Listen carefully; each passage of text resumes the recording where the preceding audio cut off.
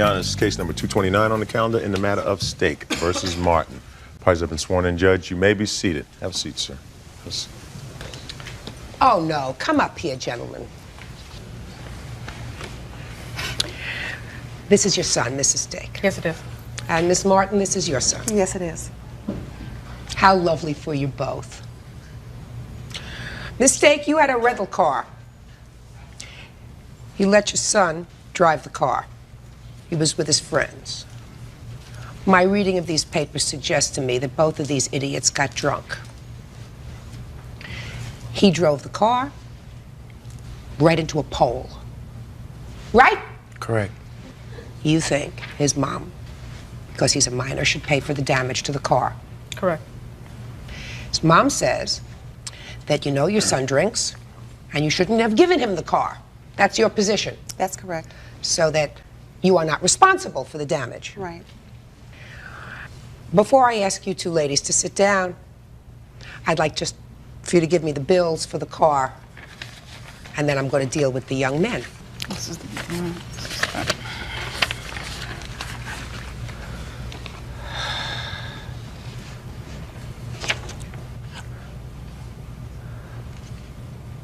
So the amount that you had to pay was $5,878.43. That's the balance of it.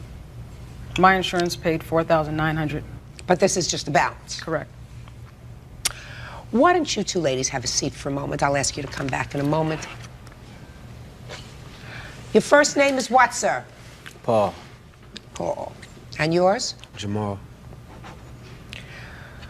Now, Paul, tell me about how your mother, it came about that you asked your mother to borrow the car for the evening. Well, it was, we all wanted to go out. He called me up. He said, what's up on the night?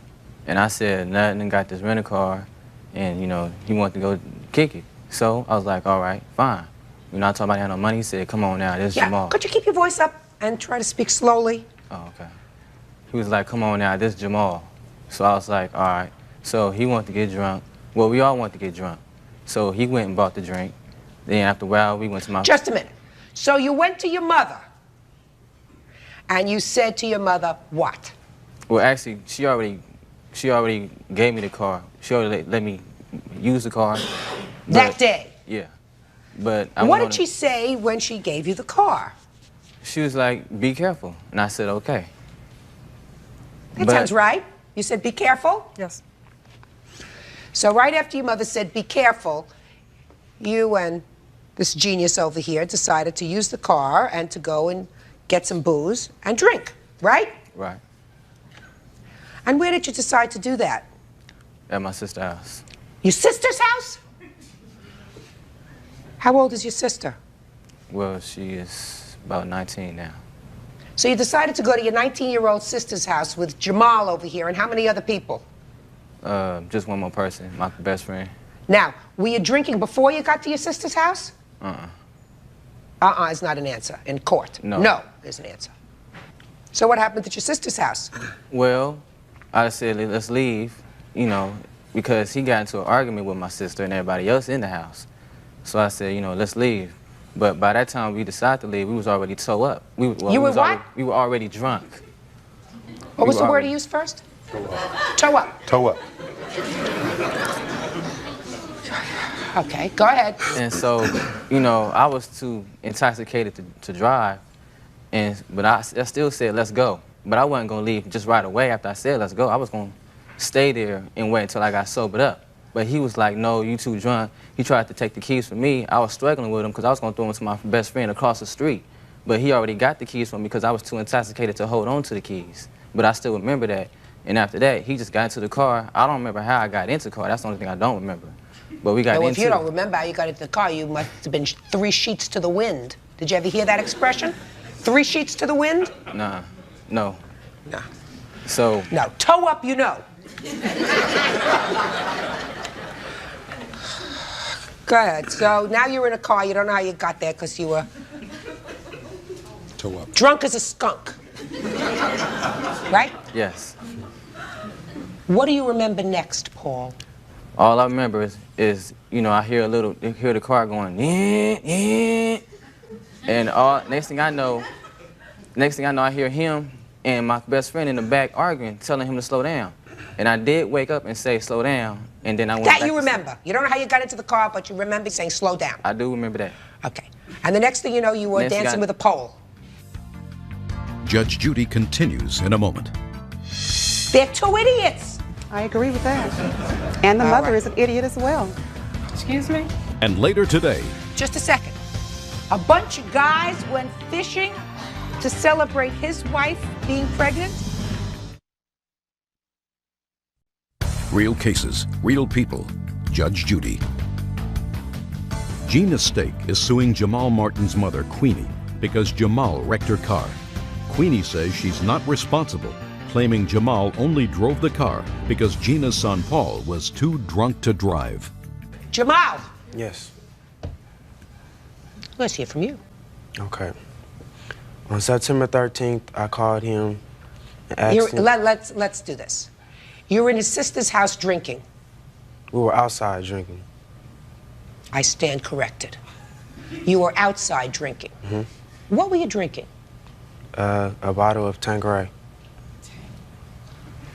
Tanqueray. That's Yes. vodka? Gin. Gin. Thank you. Order. All right, so you all get towed up. Tow up? Toe up. Tow up. You all get tow up, and you got into the car. Yes. And what happened? While we were outside, I was talking to a friend, and I heard some yelling. When I turned around, Paul and his friend Jacoby were arguing about who was going to drive home. Now, I already knew that Paul had passed out, so I walked over to him and told him to give me the keys. There was an incident months before where he had gotten drunk, and I had drove him home before, and his mother had thanked me for it the next day. Were you drunk No. then? No, I wasn't. Yes, but you were drunk that evening. Yes, I was. So you I got was- behind the car, the wheel of the car, Yes, drunk, yes, and hit a pole, yes, and totaled the car. yes.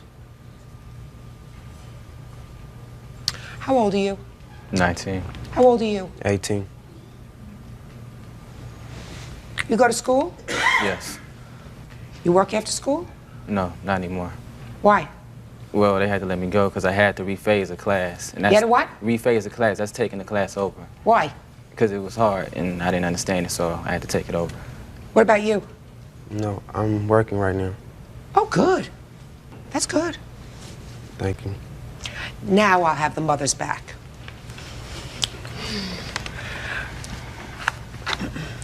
Consider yourselves both really lucky. I assume you do. You look like two absolutely lovely women. Thank you. Lovely, responsible women who really shouldn't be here today because they're too big to beat, for want of a better word. So you got to beat them financially in order to teach them a lesson, both of them. Because I agree with you that this young man is partially responsible for this bill. So is he. You agree? I agree. He had no business getting behind the wheel of a car. That's true. So he's got to pay. I also agree, however, though, that Miss Stake is also at fault. If she knew that her son had driven before drunk, Right. and she was hoping it would not recur, is that right? I agree. Then she's partially responsible. He's going to pay half of this bill. And what portion is Miss Stake going to pay? Oh, that half. That half, because it's going to take him a long time collecting cans or doing whatever he does to come up with $2,800, $2,900, Okay. which is what we're talking about. Bottom line is, he was the one who could have killed himself, the passengers in the car. Instead of hitting a pole, he could have hit But who made someone crossing the street with their baby carriage This was instead 3 of a o'clock pole. in the morning. Hmm? This was 3 o'clock in the morning. So what? Are you trying to make an excuse for him? No, I'm just saying that no Don't baby, make no one any in a baby excuse for carriage. him. I am not making an excuse. So if it wasn't a baby carriage, if it was somebody But I coming home understand from a what you're 3 saying. o'clock shift working, that was crossing the street that he could have killed because he's an idiot. Right, I understand that. All right, good. So let's not make any excuses. I don't like excuses for one's children. When they do something stupid, you're supposed to say, my kid did something stupid. And that's exactly what I'm saying, Your Perfect. Honor. Then he's gonna But pay I'm also half. saying that I feel that my son was a minor at the time. Her son was over 18. Yes, I am responsible for my child. Her son, who was working at the time, is responsible for himself. Right. Now, she sent me a letter saying that to split the difference. I sent her a letter back saying, because I feel that you are at fault as well as your son and the other gentleman in the car, I feel that the greatest burden should be paid by her and the 3 boys should split the remaining difference. I see it differently. I see it big time differently, and I'm going to tell you why. But for the actions of your son, it is possible that that car would not have been driven that night. He didn't have to take the keys to the car and drive it. He could have said, I'm going back in the house and calling my mother and having her come and pick me up because I'm not going to drive this car while I'm drunk.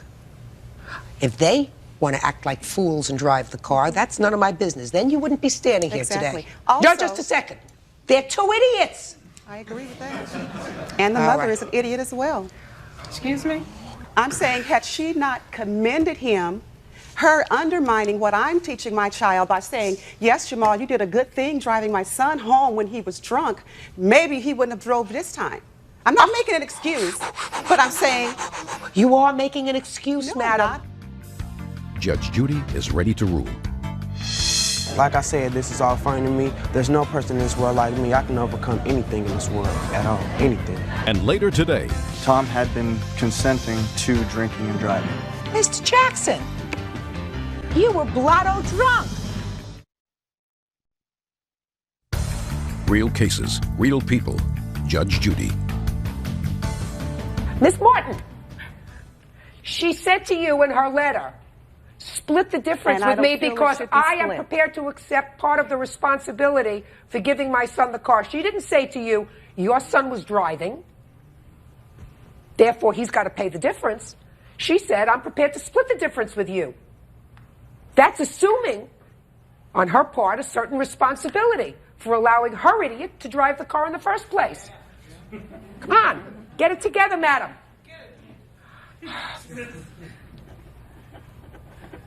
$2,900. Judgment for the plaintiff. Thank you, Your Honor. Parties are excused. You may step out. Have the back door to your right, please. The money, that's not nothing. I'm still going to live out my dreams and become the richest person in 5 years. So, I mean, it doesn't matter. Like I said, this is all funny to me. They can get their money all they want to. But once they see me what I become in the future, I mean, they're going to feel bad because they're not a part of it. Well, there's somebody lying big time. Yeah, must be, because that's what he said. And it sure ain't me lying either. And now the next case. All parties on Heasley versus Jackson. Step forward, please. Tom Heasley is suing his former friend Clark Jackson for wrecking his truck during a drunken camping trip. Clark says Tom encouraged him to drive while intoxicated and should share the blame for the accident. Mr. Heasley, you and a few friends, including the defendant, went on a fishing vacation. Now, tell me about this fishing vacation. Who went on the fishing vacation? Jesse Mobley, who's my witness, I went, and Clark Jackson went. We decided to go up to Rock Creek Lake to do some trout fishing to celebrate Jesse's wife being pregnant. So Just a second. A bunch of guys went fishing to celebrate his wife being pregnant? he had the choice of what we were going to do. What's your name? Jesse Mobley. You must have a very understanding wife, Jesse. Oh, yeah. Lucky you. So you went trout fishing, got some liquor? We brought up some beer. Clark purchased a pony keg to bring up for the second Pony night. keg? Yeah, 5 gallons of alcohol for our last night there. Mr. Heasley, let's get to the truth of it. Everybody was pretty drunk, and he took your truck. The night he took my trunk, all of us had a decent amount of alcohol. Okay. Now, how did you get behind the wheel of this truck? Tell me about it. Well, Your Honor, We had gone up to the store the night before and gotten some firewood, and we went back to the campsite that night, and we drank a couple more beers, and we started a campfire. I went to sleep, and they burned all the firewood that night, 5 bundles of firewood. The next night, I went to go light another fire, and I realized there wasn't any firewood, and I said, well, I'll go get some. Tom, you want to go with me? And he said, no, I don't want to go. I asked Jesse. Jesse said, no, he doesn't want to go. So I said, okay, fine, I'll go get it myself. And you had been drinking? Yes, I had been. It was a bad judgment error, and... Is that what happened? Not even close. So tell me your version of what happened.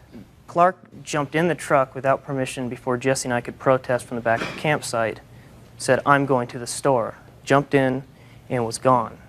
And I waited. This was a night where he had drank quite a bit. We all had. But none of us, Jesse and I were not anywhere near as drunk as Clark was. We weren't stumbling around the campsite. We weren't driving. Okay, so he jumped in the car. And then when was the next time you saw him? The next time I saw him was when I decided to put on my jacket and walk up to the store because he'd been gone for an hour and a half. I met the highway patrol coming down. It's documented here. They said, Tom, your truck has been totaled. We're taking Clark down for DUI.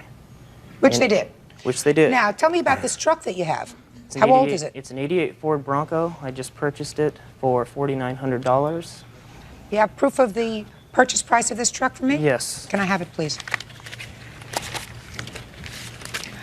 Now, Mr. Jackson, while I'm looking at that, sir, why do you feel as if you're not responsible for his truck? Basically, Your Honor, previously, well, the entire trip up there, Tom had been consenting to drinking and driving. Everywhere we went, we were drinking. On the way up there, Tom was sitting in the back seat of the Bronco handing us the alcohol. How old are you, sir? I am 22. Not true. There comes a point, sir, that you have to be totally and completely responsible for what you do. Yes, ma'am, I do understand that. But he did give me consent earlier that day by saying, you are welcome to drive my truck anytime this weekend. You're a very good driver. I know you can handle it. Mr. Jackson, you were blotto drunk. Yes, ma'am, I do understand that. You mean you think he should have said to you, you have permission to drive my truck unless you blotto drunk? Your Honor, there was never a point in time where that drinking and driving was an issue. Well, it was an issue when you wrecked his truck. Judge Judy is ready to rule. 28-year-old Tom Heasley says while on a camping trip with his buddies, Clark Jackson wrecked his truck. You destroyed his truck. Were you able to salvage any part of it? None of all the salvage fees went for the tow fee, $1,000 to have it towed out of the canyon. Where And you Clark had no parked it. insurance? Just minimal insurance. What kind of, what's minimal? Look at me, sir. Okay, What kind of minimal insurance? Just theft and collision. Did your insurance pay No, anything not- towards the car, not is a what I dime. want to know. Not a dime. I did not receive a dime. What was your blood alcohol on that day, sir? Ma'am, it was .14. So did you plead guilty to DUI? I am in the process, yes. Okay. Easy. Don't drink and drive. Yes, ma'am. And if you're 22 years old and old enough to get behind the wheel of a car, that you have to know. Don't blame anybody else. It's nobody else's fault but yours. You get behind the wheel of a car and you're drunk, you're just lucky you didn't kill yourself or, more importantly, somebody else. Yes, Judgment in this case is for the plaintiff in the amount of $4,900. That's all. Parties are excused. You may step out. I'll back up to you right now. Judge Judy continued. Judges number 278 on the calendar in the matter of Atkinson versus Cope. Parties have been sworn in. You may be seated. Have a seat, please. How old are you? 25. Did you know how old she was when you started to date her? Yes. How old was she? 15. And you were 23? Yes, ma'am. That's very dumb. It's a lesson well learned. Because in addition to everything else, it's a felony. Right? Yes. Now, Miss Atkinson, this is your mother? Mm-hmm. You're 17 now. Yes, I am. So this suit was really filed by you on behalf of your daughter. You say that you loaned him money. Loaned him $2,000. For what? Repairs on his pickup truck. Bills that I paid for him. Like what? Gas and power. Very, very, very often he would take me to the bank to get $20 out so he could get back and forth to work for a night. I have a copy of all my bank receipts for the time that we were dating. Where did you meet him? He is an old friend of mine's boyfriend's brother.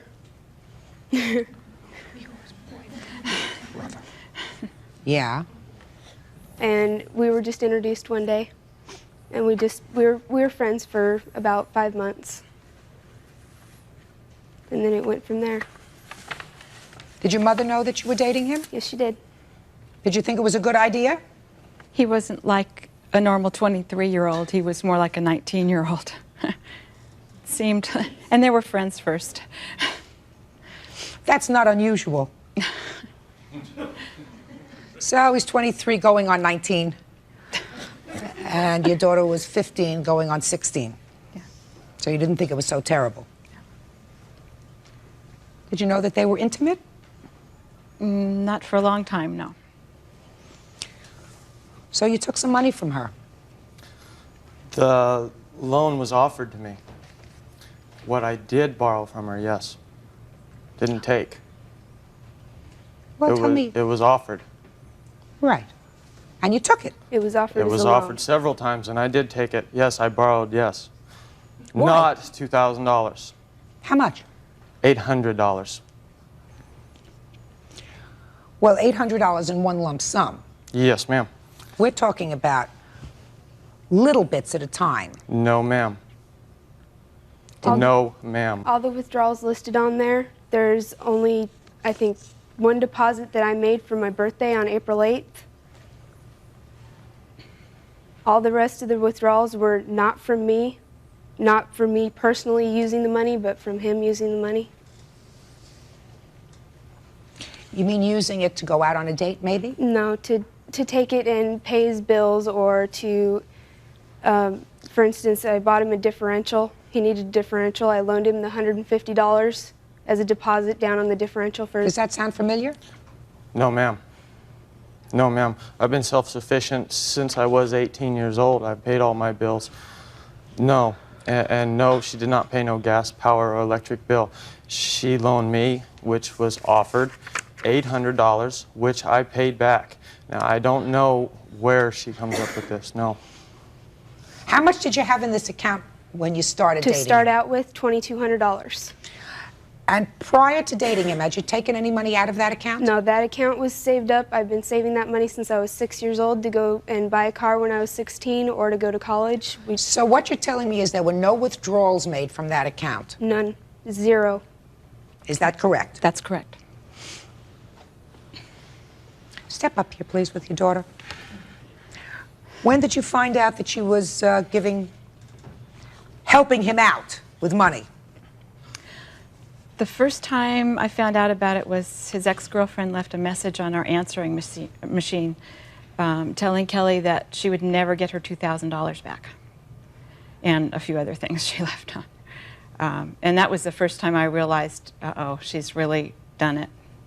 She's given him some money. And I was afraid she wasn't going to get it back. And when Mom confronted me, I did lie to her because I was trying to protect him. When did you break up with him? When? At the end of August. Why? He put his boot through the window of my parents' truck, kicked me in the face with it.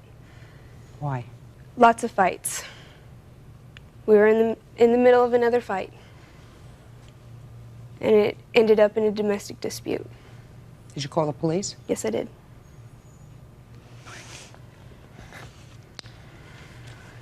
In addition to the $2,000 that you say you took out of your account and gave to him, you're suing for $5,000 and the other for medical bills. For what? During the time that we were together, I contracted a venereal disease, a virus called HPV. There's a letter from my doctor and bills, my medical bills for the last year.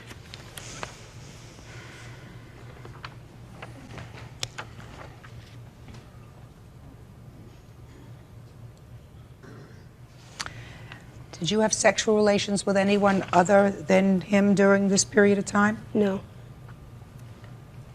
What are you laughing about? Why is that a funny question? No, just like that, no, no. Well, if you have some information that she had sexual relations with somebody else, I'll hear you, sir. She had a sexual relationship with a very close friend of mine. When? When? During the time that we were dating. Okay?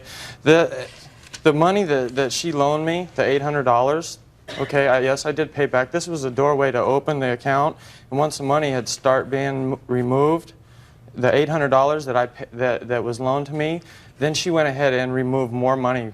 Okay, whenever I caught up to this, and I confronted her about this, you know, spending money to go here, go there, I said, Kelly, you can't do that. That's not right. Show me proof that you paid back the $800. Show me proof that I borrowed $2,000. Judge Judy continues in a moment. When you fool around with jailbait, you sort of accept the consequences of that, sir. And later today, You're not a man. You're a little weasel. Because Your whole family. Just to put him away for 20 years. So. You know what? You're all going to jail. real cases, real people. Judge Judy. Kelly Atkinson is suing her former boyfriend, Daniel Cope, for money he took when they were dating. She also claims Daniel gave her a sexually transmitted disease and wants him to pay for her medical bills. Now, you answered one question that I posed to you, sir, with a different answer. I asked you how you knew that she was having sexual relations with somebody else at the same time she was having sexual relations with you. And you are telling me about $800. How do I know? Yes. Because I drove over to my buddy's house. That's where she'd spent the night instead of over at my house like she told her mother. Yes. Yes. Okay, I caught them. You caught them what? I caught them in the house.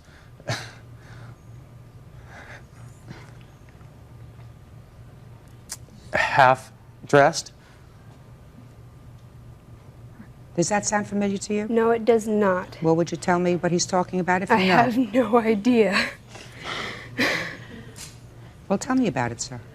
What do you want to know about it? She was supposed to be spending the night with you? Yes, Your Honor. And? And? She wasn't there? She was not there. So you went looking for her? I went looking for her, yes. Well, I'm making this very easy for you. Well, thank you.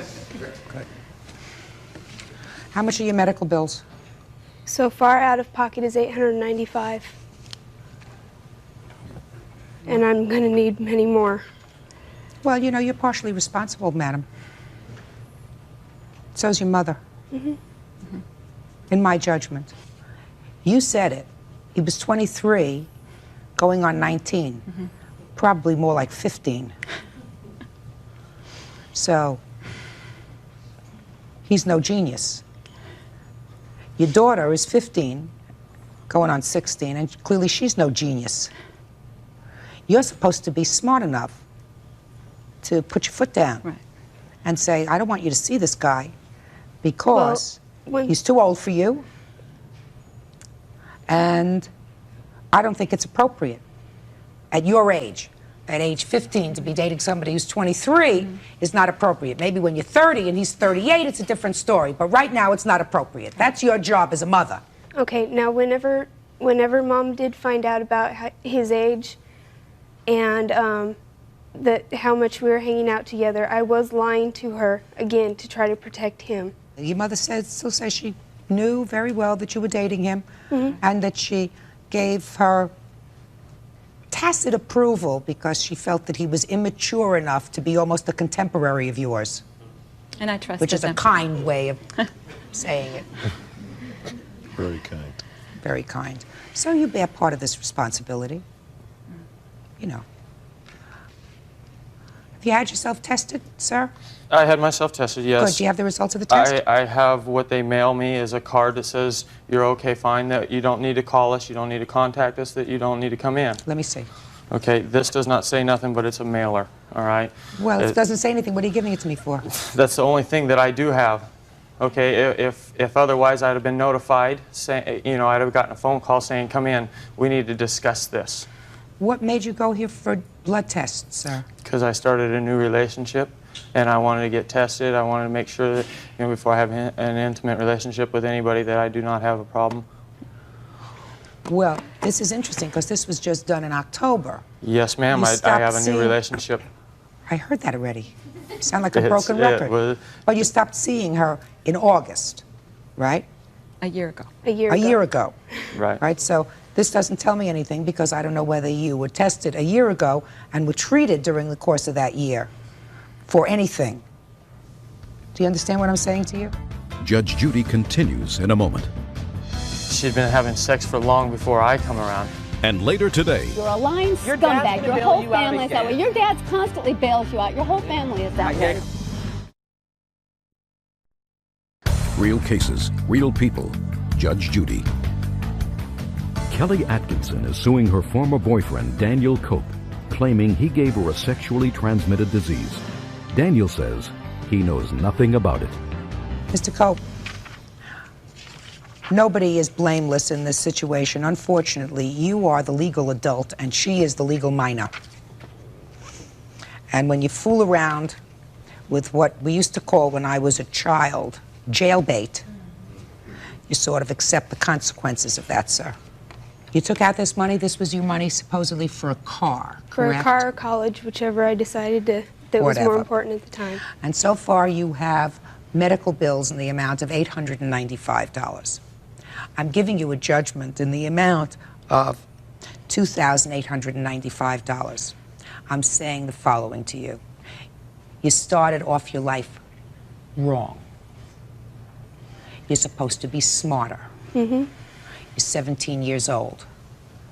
Your mother is supposed to be smarter. Your mother is supposed to be protective. And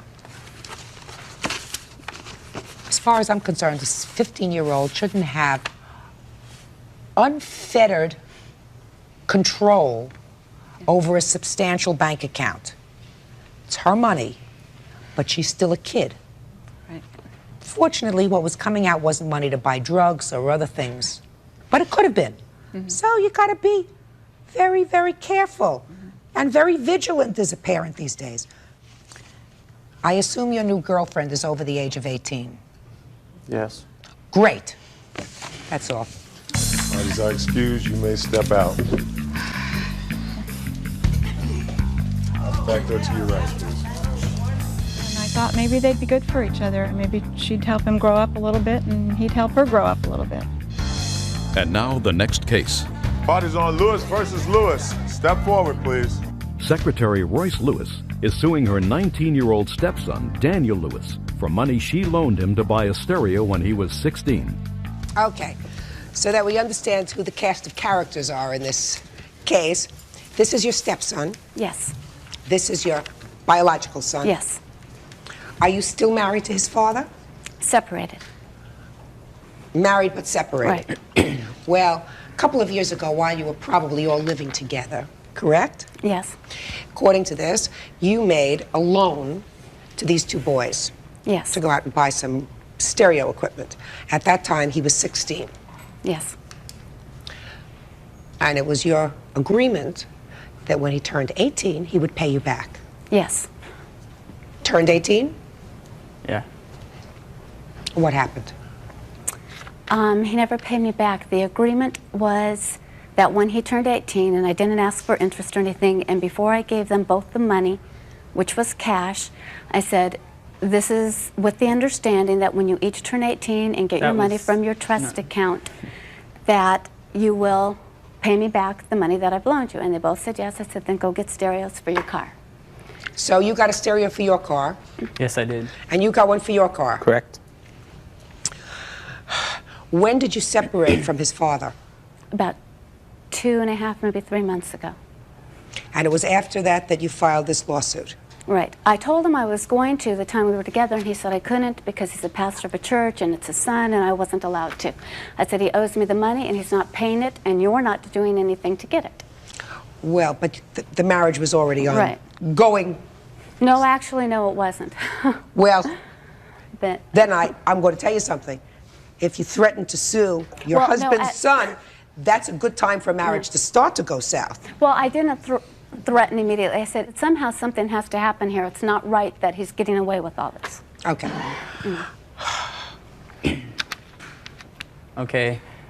Our agreement, basically there was no agreement. She came up to, I did not ask for the money, I did not ask for anything from her.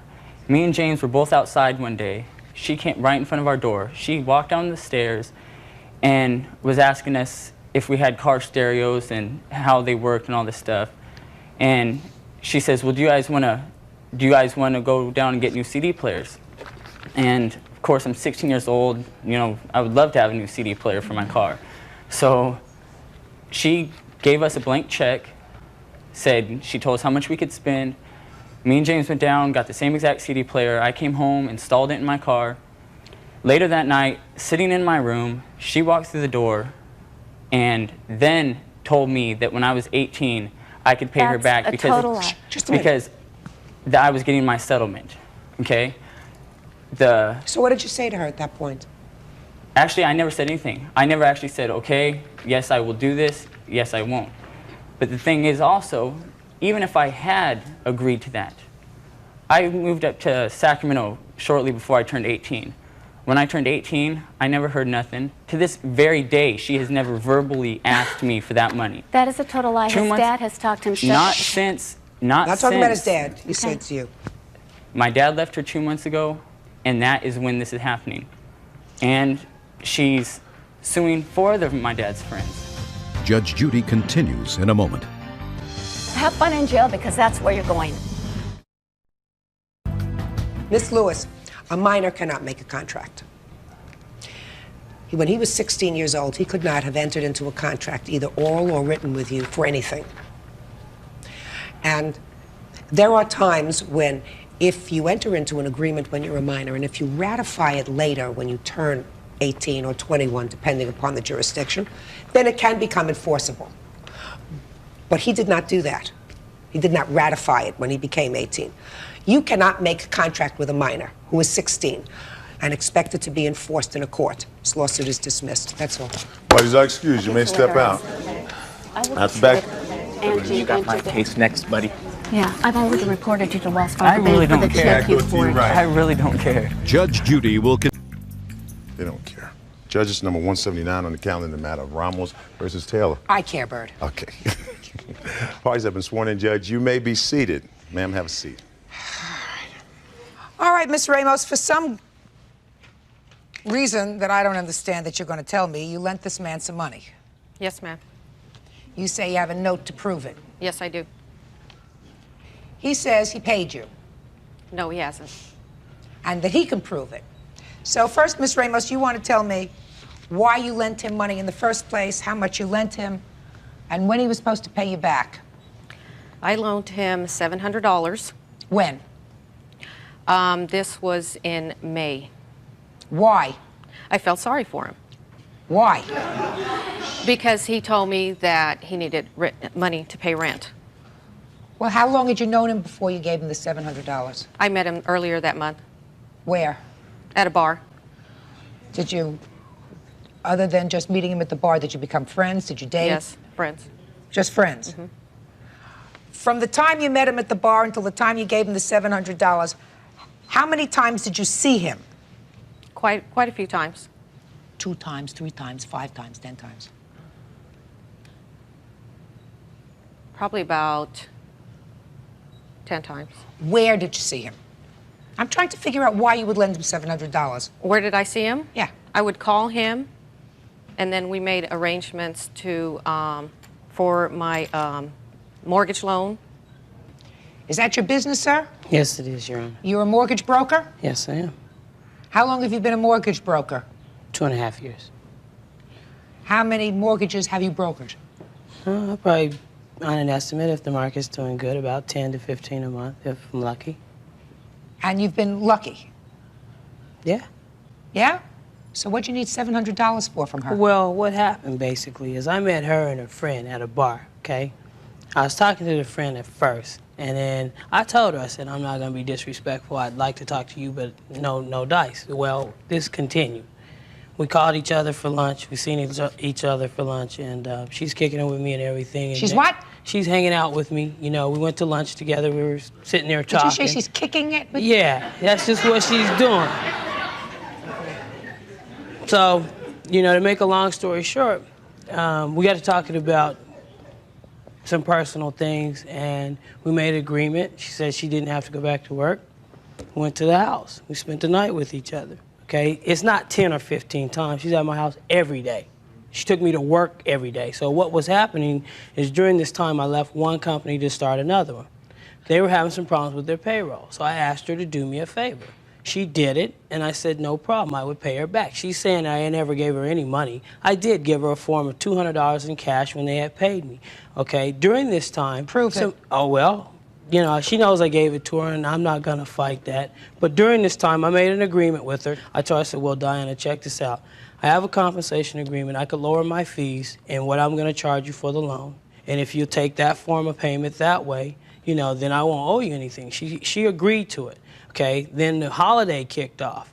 4th of July, she calls me up, 911 on my pager. I call her back. So she's telling me that her daughter, okay, who was leaving to go to San Antonio, had told her boyfriend about us and everything. So the boyfriend's on the phone, and he's raising sand and this, that, and the other. So I asked her, you know, Kicking in. basically... Just a second, let me get this. I like to learn something new every day, sir. Kicking in. Kicking it. Kicking it. Kicking it. Kicking it. And raising sand. Yeah. Raising sand. In English. In other words, he's being very hostile. Order. Okay? He's being very hostile about this situation that he's been told about me and her being together and sleeping with each other. So I asked her, what do you want me to do? And she said, well, I don't want you to tell him. I said, you know that's gonna cost you. Okay, she agreed to it. I said, you know that's gonna cost you to keep my mouth shut, because I was getting tired of being the number 2 guy.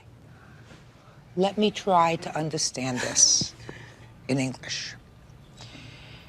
You say that the loan that she made to you of $700 was forgiven by her because you agreed to, just don't shake your head anything, I'm just trying to understand this, because you agreed to keep your mouth shut and not tell her boyfriend that you had slept with her. Exactly. Exactly!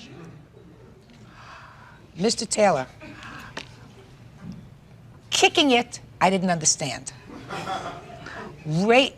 Raising sand? Raising sand. Raising sand, I don't understand. But I want to ask you if you understand the following phrase. Did you ever hear this phrase? Blackmail. No, I wasn't blackmailing her. Not at all, because she asked me not to tell him. When she called me, I asked her what was this about. She said, Jennifer told John Gotcha, I understand what's going that. on. Okay, so I wasn't blackmailing anyone. Somebody told the boyfriend, according to you, I'm not even going to ask you if this is true, but somebody told the boyfriend, she asked you not to confirm that with the boyfriend. Yeah. And you said, I'll do it.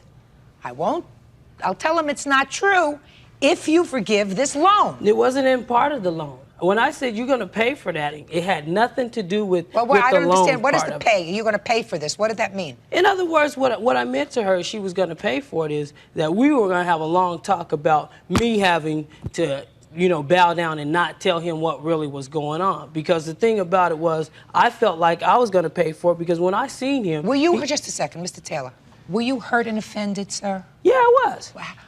Were you mortally wounded? No. You don't look as if you were mortally wounded, sir. Oh, I wasn't? It doesn't appear to me as if you were mortally wounded, sir. So let me understand this. You had, according to you, an evening of frolic with the plaintiff. It was more Plus, than an evening. Let's say 2 evenings. Let's No, say 5 evenings. every night for the last Every 3 night. weeks. You had every night of frolic with the plaintiff. Yeah. And she had every night of frolic with you. There you go. Good. And you have her $700. No. Wrong. Oh, yeah? Judge Judy continues in a moment. He wanted a relationship with me. And I didn't want anything to do with him. You're right. It takes two to tango. She had to do something. And later today, I don't think that it's right for anybody to slash anybody's tires. So if you did that, that was really, really wrong. Do you understand? Yes, I do. Very, very bad. real cases, real people. Judge Judy. Mortgage broker Mark Taylor claims Diana Ramos is angry that he broke off their secret affair. Diana says she just wants her money back. Did he give you the $200? No. Did he give you any money? Yes. How much? 100. Okay. Could you prove that you gave her more than $100, sir? No, because at the All time. right, so let's say you now owe her $600. That's not what the case was. Just a second. How much money did you pay her back? I gave her $100 in cash, and then I gave her on 2 occasions $50. So it's totaling to $200, and she knows it because she took me to cash the checks when I gave it to her. Assuming that that's true, that you gave her $200, where's the other $5? I agreed to, as a part of this mortgage loan, because I have a compensation agreement on her, as well as a good faith estimate that was provided, and a mortgage origination statement. And I said, look, I'll deduct the difference of the money of what I owe you off the fees. I didn't hear anything else about it. Did you agree to it? Did you agree to that? No. The next. Did you buy this house? No. She's still You didn't buy pending. the house? No, I didn't agree to anything. Well, so what did she get from it, sir? It's to be determined. Just a Your second. Honor. She didn't buy the house. She didn't use the mortgage. She's still pending. It's to be determined. She was purchasing a new home. All I was doing was creating the financing. She knew that she needed to go out and find a home. And I have the compensation agreement that's still good on you to the 3rd of October right here, that this is what was going to be performed up until those calendar days. Right now, she didn't do anything. She didn't agree to anything. You owe her the money, sir. Did you ever hear the expression? You heard kicking it? Mm-hmm. Sanding, what? Sanding? Raising sand. Raising sand, right? She Did you ever agreed to hear, that. don't mix business with pleasure? Of Did you ever course. hear that? So, don't mix business with pleasure, sir. You borrowed money from somebody as a friend because you were between paychecks. Mm-hmm. And then you wanted to have a sort of work it off on this thing, No. on this agreement that you had. I told her she could take that or I would pay her back. And even Well, on the promissory note, asked her to provide a promissory note to you because I told her that if I didn't agree to pay her by the 17th of July, that we would make arrangements to have it settled. I did not hear from Mrs. Ramos. The next thing, You acknowledge, sir, that you had to sign a promissory note. right, but That you what signed it. Let me see the arrangements- note. She has Here, it. let me see the note, please.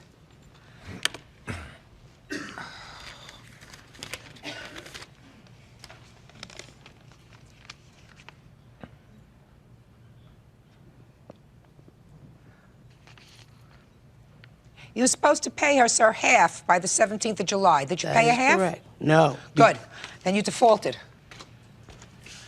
That's because she had made other arrangements with me prior to that date. I don't believe you. Okay. Well, I don't believe could you. ask I her. don't believe you. Mm-hmm. I don't believe you. And I don't believe you. And I Then think when I was served the paper, she documented on there that she failed to call me. That is not what the case was. She called my place of employment and personally put this through someone else. I called her place of employment, told them, look, we're having a personal problem over something. I would like it's for her not a to... personal problem, sir. She lent you $700. You were supposed to pay for it 2.5 Not months at- ago. not You at didn't all. pay for it. And then you started to do a tap dance. A, you said, I won't tell your boyfriend, but it's going to cost you. No, that B, wasn't that's the according to case. you. You said that 2 seconds ago, sir. Yeah. B, we'll work it out in this deal. I'll take less in my commission.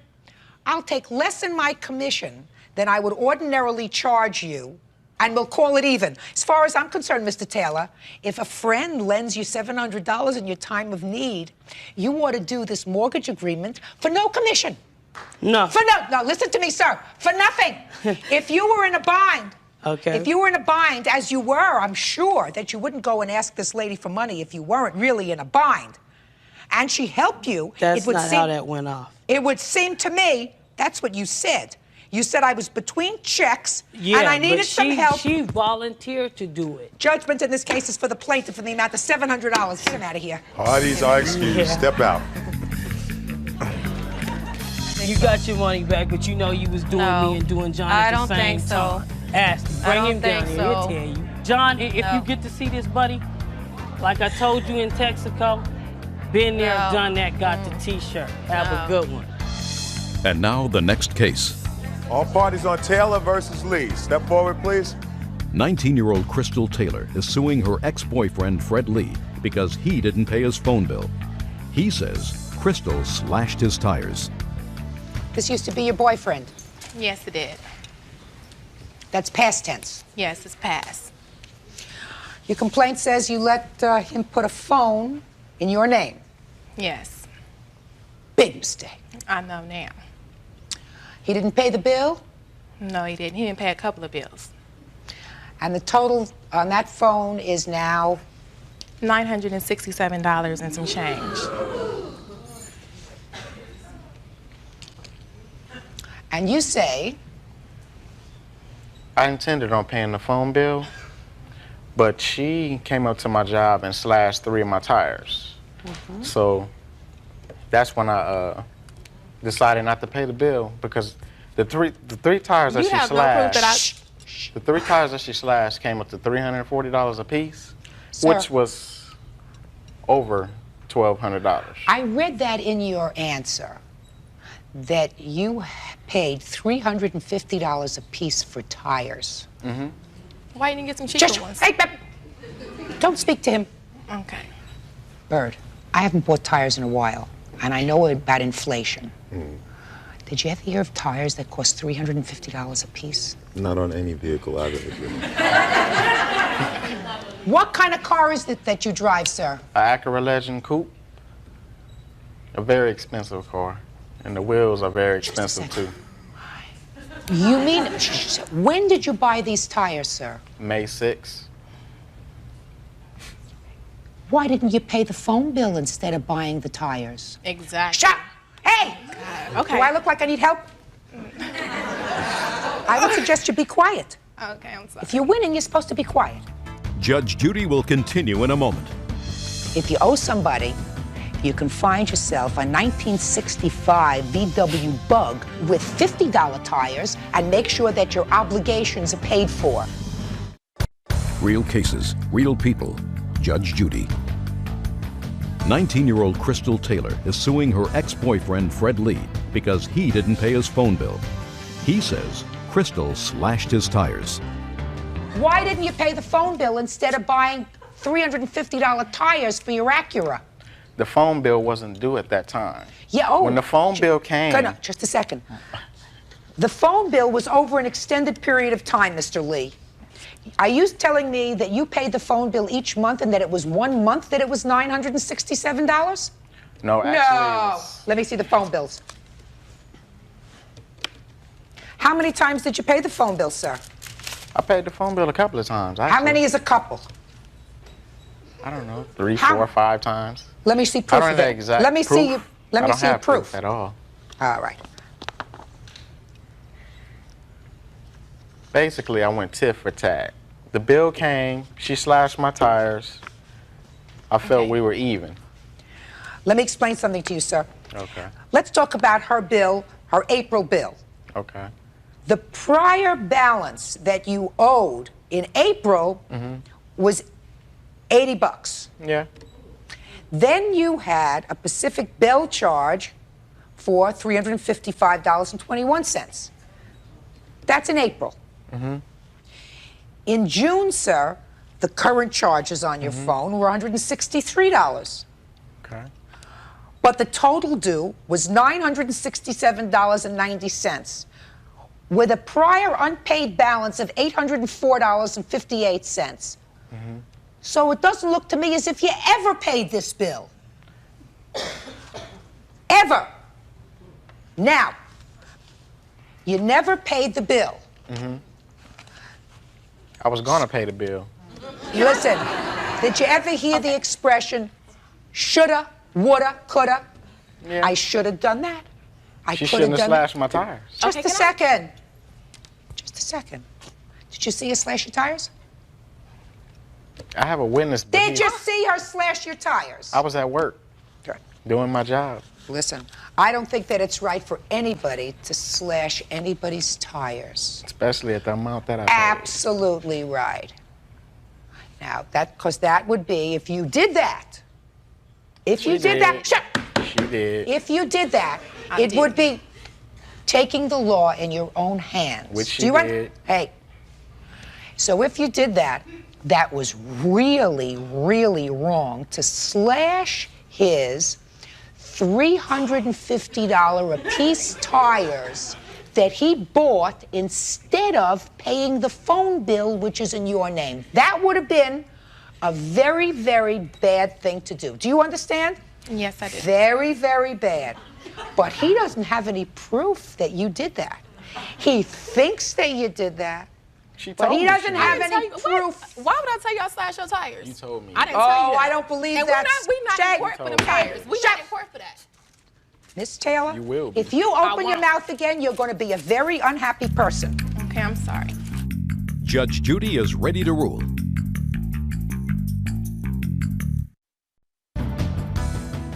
It was very bad of you to buy 3 new tires when you had this outstanding bill, sir. I had to drive my car. I had to get back and forth to work. I had to buy them. Well, I want to tell you something, sir. I guarantee you, whatever work you do, I make more money than you do, and I don't drive an Acura with $350 a piece tires. So if you owe somebody for a phone bill that's in their name, you can find yourself a 1965 VW Bug, drive it around, right, with $50 tires, and make sure that your obligations are paid for. The judgment in this case is for the plaintiff in the amount requested, $967. Thank you very much. That's it. Parties are excused. You may step. Now, this is case number 274 on the calendar in the matter of Asada versus Dacey. Parties have been sworn in. Judge, you may be seated. Have a seat. Well, I have really 2 complaints here. One is your complaint, sir, against her. You're suing her because you say she purposely kicked your car, causing damage to it. Yes. And I have your complaint against him for several $1,000s. I think you're suing for $3,000 because you say he assaulted you. Yes. From what I gather from these papers, you 2 children have a child. Yes. And how old is this child? She's 16 months. How old are you? 23. And how old were you when you had this baby? Oh, it was right after my 16th birthday. Were you Or living right at after my 17th birthday. I'm sorry, Your Honor. Were you living at home then? I was living with him, and then like about 2 weeks before I had the baby, I was getting no support from him, so I moved back in with my mom to get some support. Then right after I had the baby, then I moved back in with him. You live at home?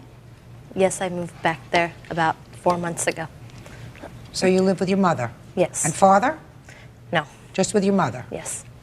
Actually, I took responsibility for her for 3 years when her mother didn't want responsibility of her anymore, gave up custody of her, and I basically took her in for 3 years. When she was 9 months pregnant, her mother said that she didn't want her to move back home. She said that there was shelters out there that would take care of a teenage mother. What'd you have And- problems with your mom about? Just normal, rebellious. I wanted to go out. She wanted me. You have a not drug go out. problem? No. Never? No. You hesitated for a minute.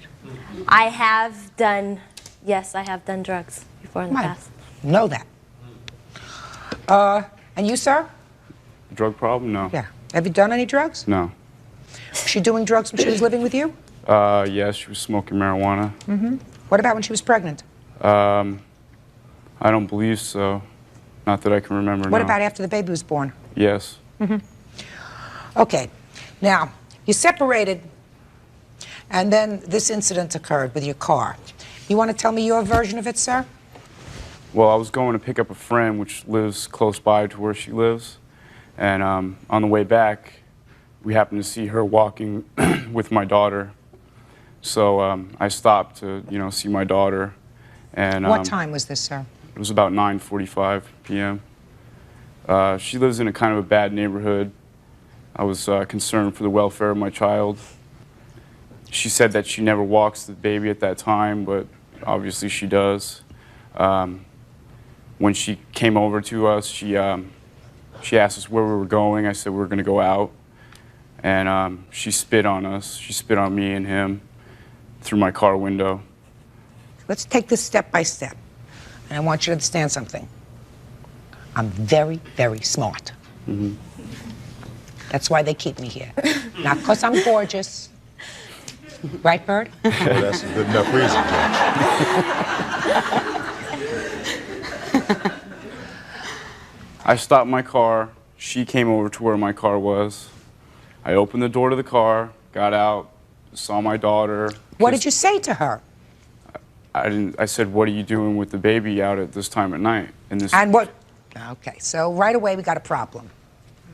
You're saying to her, what are you doing outside with the baby? And what did she say to you? She said that she was going to call me at a payphone across the street. That was her answer? So far, is that correct? No. No. So then what happened? So then after I, said goodbye to my daughter, I tried to leave. I got into my car. She put the baby stroller in front of my car door so I could not shut it. So I calmly got out and, moved the stroller away, shut my door. She said, "Where are you going?" Going out. She spit on us. And then when I was pulling out, she started kicking my car. What kind of car was this? It's a Chevy Cavalier. Okay, and I assume you have pictures to show me. Yes. Could I see them, please? I also have an estimate. I'll see that too.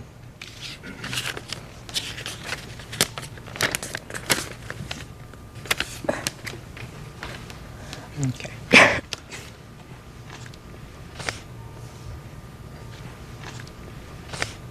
Now let's hear your version of the events and what you say happened on that evening. Okay, normally I don't take my daughter out that late, but she was still up. I was going to get a treat for us from the store, about 200 feet from my apartment door to the Circle K across the street, okay? Walked to the store, got my things, was halfway across the street from the store and my apartment complex when I see him drive by. He makes a U-turn, turns into my apartment complex, and gets out and says, "What are you doing with my daughter out this late?" Blah, blah, blah. Just starts totally harassing me. Yeah, I said, "I'm not doing this in front of my daughter." So I start walking away. That's when he grabs me by my hair. I didn't know he was coming, because it was all quiet. He just grabs me by my hair and proceeds to just grab me by my arm, like kind of drag me on the ground. I skinned my knee.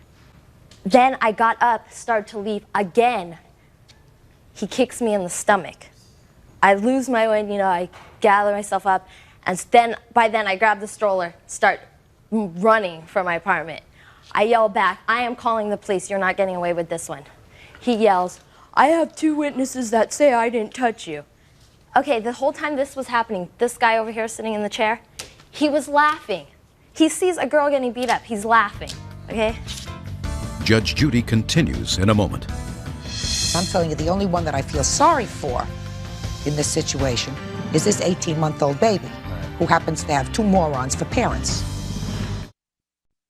Real cases, real people. Judge Judy. Scott Azada is suing the mother of his child, 18-year-old Karen Dacey, claiming she kicked and damaged his car during an argument. Karen says Scott is abusive towards her and denies kicking his car. So did you go up and call the police? Yes, my mom was just going to bed, whatever. She said, "Karen, I really don't want to deal with this tonight." So she asked me to make the phone call from across the street at the Circle K. I have a police report. They came out and... You mean your mother told you, "Don't call from my house, go across the street"? Is that what your mother told you? I'm asking you a question. Your mother told you, "Don't call from the house." She didn't say don't. I could. She didn't... I told her I was going to call across the street. No, she didn't say. She was just saying, why do we have to deal with this? Why does this always have to happen? Blah, blah, blah. And so I was like, I was mad. I was like, just forget about it. I'll just call from across the street. I just don't want to bring her into any more. I've had so many problems with him. Everybody has to witness it around me. That's why she's here. I lost my job because she didn't want to witness this anymore. Yes. Step up. Tell me your name. Teresa Garner. You said she was your nanny for a while. Do you mean she was your babysitter? She was a babysitter. I have 3 children. I met Karen through Scott. He used to work at the mall that we have a plant rental and maintenance company, and we did the plants. I met Scott there. After Michelle was born, she didn't want to go back to work at Panda Express, a little fast food place, so I gave her a job where she could have the baby there. Where she could have the baby at your place of business? Right, where she was taking care of my kid, she could have the baby. Several times, Your Honor, she's come over crying. I took the baby away from these 2 in one incident because they're fighting all the time in front of my house.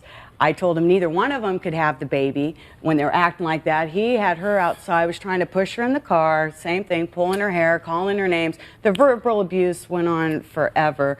Little codes on her beeper, 187, which I guess is murder or something, and all this other kind of junk. Have you ever seen him put his hands on her? Yes, I have. Sit down. Thank you. May I say something? Absolutely. Step up here. Tell me your name. Kevin Meimersdorf. When this occurred that night, also when she was all trying to get him away from the car to tell him, like wanting to talk to him privately, and he was like, "No, I got these witnesses. You can say whatever you have to say right here by the car." You think that that's helpful to him? Well, what you just told me? Well, yeah. I'd like to say something. You think that that's helpful? Yeah. I got a couple of questions for you. Okay. Where were you going? We're going to my brother's house to pick him up. And where does he live? He lives on Chop and Boulder. And how far is that from where the defendant lives? I'd say maybe a quarter mile, if that. Mm-hmm. And is there another way of getting there other than passing by the front of her apartment complex? There is. Yes, there is. Yes, Good. there is. So you could have gone a different route. Right. Who was driving? He was. So yet he chose to drive by her apartment complex. Right? Right. Mm-hmm. And when he got out of the car, the first thing he said to her is, "What are you doing outside at 9:15 with the baby?" Right. But he didn't say it in that kind of tone, did he?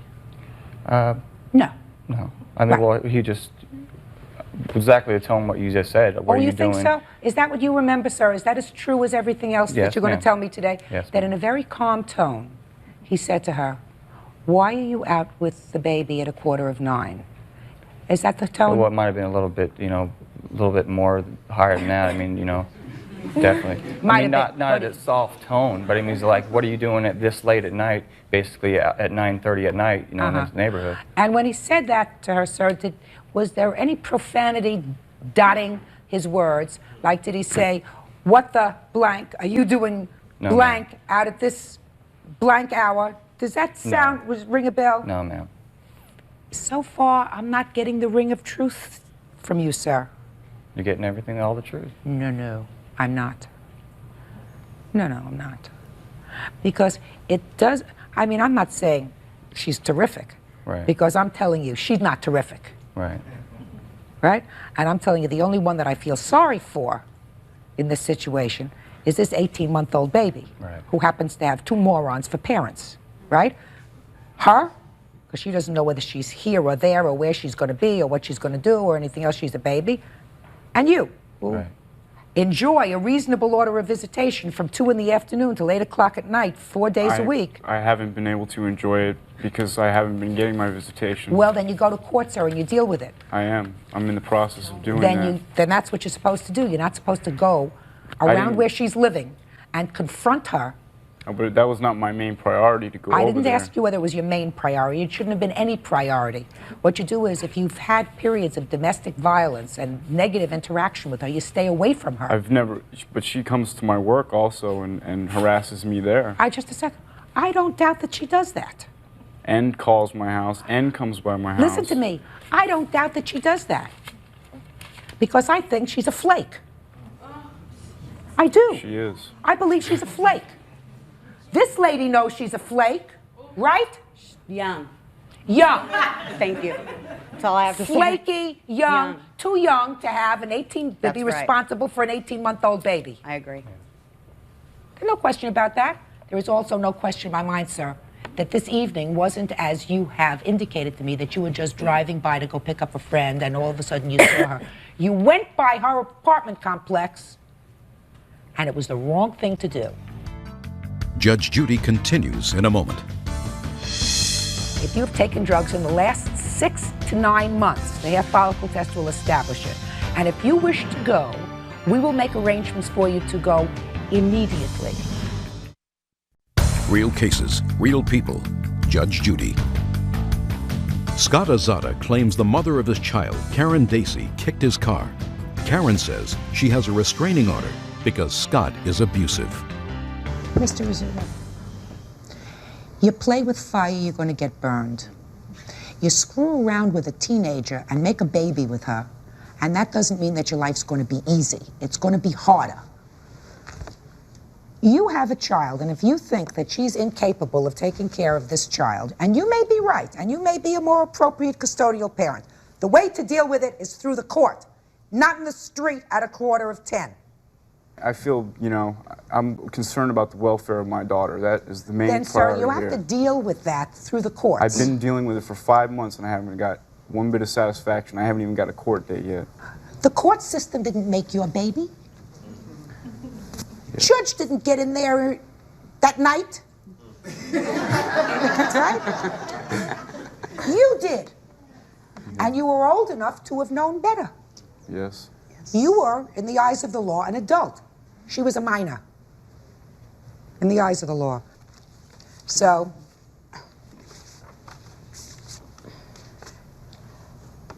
when you went to the police, did they arrest him? No, he was long gone. And you, sir, did you make a police report? No, I kind of just went home because I didn't want to deal with her anymore. Did you ever pull her hair? No. Never? No. You mean she's lying when she says she saw you Yep. pull her hair? She's also lying about her taking my child. She's never, I don't even trust her with my child over there because she smokes just as much dope as she does. Can I say something in my defense? No, I don't think she's capable of taking care of her own kids. It's not necessary. It's not necessary.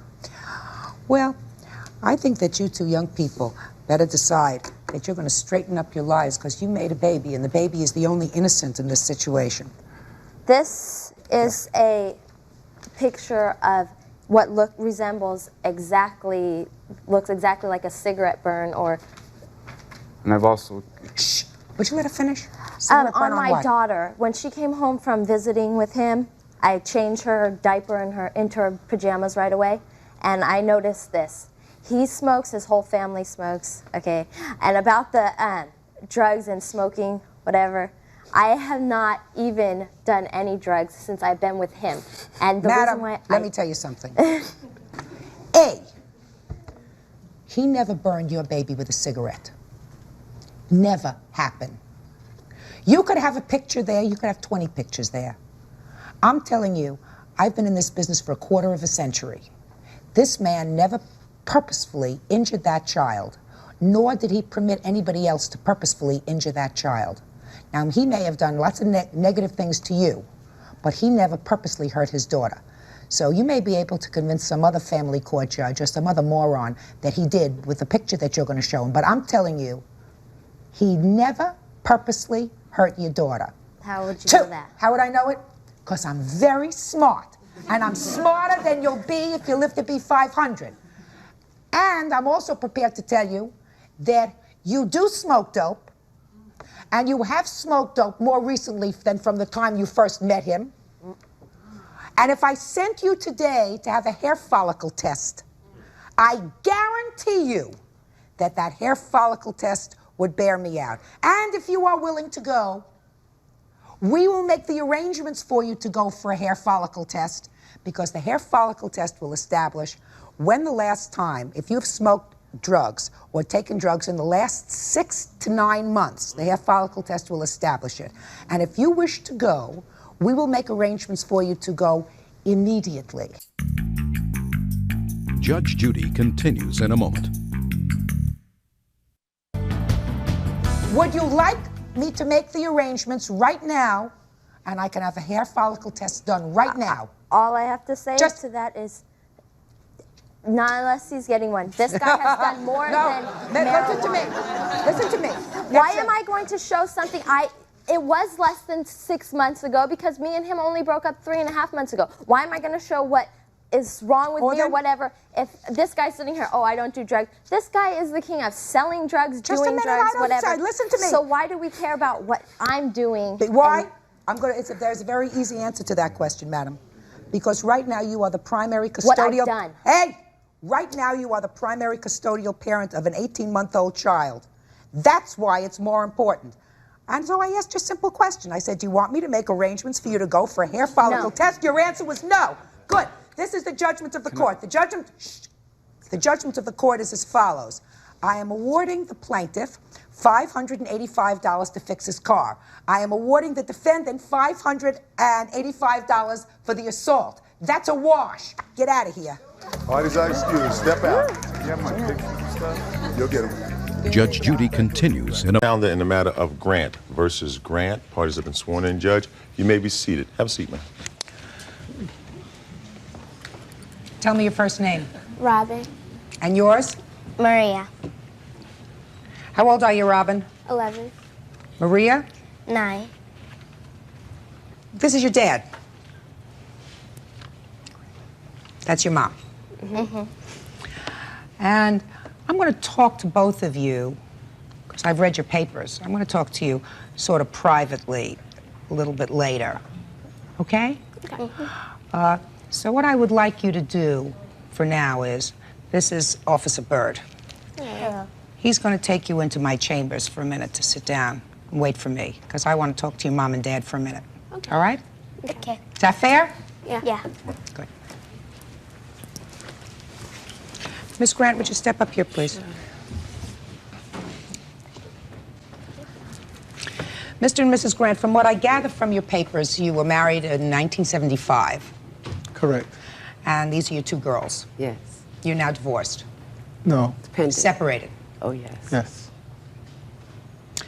And you lived in New York most of your married life, is that right? Yes. All of our married life was in New York.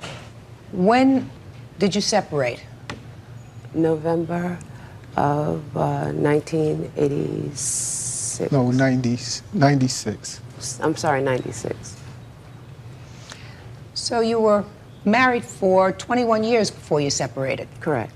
And I gather that this separation was not a happy one. They usually are not. But that you left New York, Mrs. Grant. Is that I went right? to Hawaii. We resided in Hawaii. Who resided in Hawaii? Me and the children. You left your husband? Oh, yeah. Why did you decide to move to Hawaii? Well, I had family there, and I wanted distance. So Why did you want distance? It was a horrible relationship. It became threatening on many levels, and I thought the further, the better. How did you feel as if that impacted on the children? It had to be negative and positive. It was positive because it took them out of a very harmful situation. How harmful, Mrs. Grant? Very harmful. Was it a physically abusive relationship? Oh, yeah. When you say, oh, yeah, you say that very mildly. Yeah, I can say that now because I'm not in danger anymore. Yes, it was. Was any of this violence in front of the children? Yes. Is that right, sir? No, it's not true. Well, if I asked your girls whether they ever saw you being physically abusive towards your wife, what do you think they would say? They would say no. Did you get permission from the court to leave the jurisdiction? Oh, yeah. I gave permission for the children to The leave courts with gave. her. No, it was my permission that did it. Why, Mr. Grant, did you give permission for your wife to go so many thousands of miles away with your children? For my children to go through this, I couldn't let them go through any more court litigation, so it was me that said, let her have full custody and let the children be with her. Do you have other children, Mr. Grant? No. The reason that I'm asking to speak to you first before I speak to the girls is the girls want their things back. That's what this lawsuit is about. I don't know exactly what things they want, and I assume they're going to tell me. But it's always a very sad thing when children are brought into a domestic situation between their parents. There's a saying that always sticks in my mind, Mrs. Grant and Mr. Grant, and that is you're supposed to love your children more than you hate each other when you separate. Children usually need two parents. They should do. If they've estranged themselves for whatever reason, either because one parent encourages it or not, they usually grow up eventually resenting the parent that caused the estrangement, and that could be either one of you. So, Mrs. Grant, I'm going to ask you this question.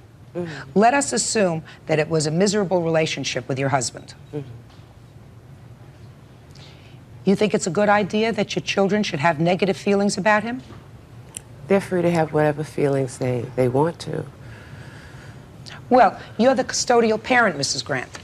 So really, children are pretty pliable, you know, and they take their lead from whoever is taking care of them. No, I'm not going to push the children either way. If they have negative feelings or negative thoughts, they can vent those. If they don't, they don't. Okay. Well, what things do your daughters want from their father? What they really want are the things from their bedroom, their baby pictures, videos, stamp collections, telescopes, microscopes, things of that nature. Well, baby pictures and things, he says he wants to keep because he likes to have them. Mm. And I can understand that.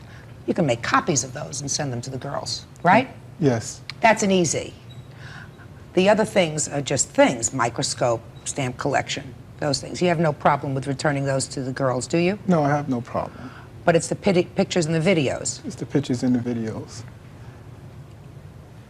And that's also, in this age of technology, you can also make copies, keep one for yourself, and then see that the girls get their pictures and stuff so that they also can look at times when they were little and maybe you were all a family and living happily together. All right, I would like to speak to your children. So one of the two of you have a seat. Judge Judy will continue in a moment. I'm telling you that he loves you. You're telling me. I'm telling you that he loves you. You're... Is it important for you to hear it from him? No, because it's a lie. Real cases, real people. Judge Judy. Robin Grant is suing her ex-husband on behalf of their two children, Marie and Robin, because he won't return their belongings. Colden says he's being prohibited from seeing his children. Hello, gorgeous girls. Hello. I understand you two are very bright. First of all, you're very tall. Yeah. And very lovely. Thank you. So you know who I am, and I want to find out a little bit more about you. I've just had a talk with your mom and your dad. Mm-hmm. And it's always sad when parents get a divorce. Right? Depending, I don't think it's that sad because they're arguing and everything. So it's not sad that they're not arguing anymore. To me, it was just about happy. It's about happy. Why is that? I don't have to go through a bunch of arguing and screaming and stuff like that. So there was a lot of that in your house. But my sense is that your mother loves you and your father loves you. You're their only children.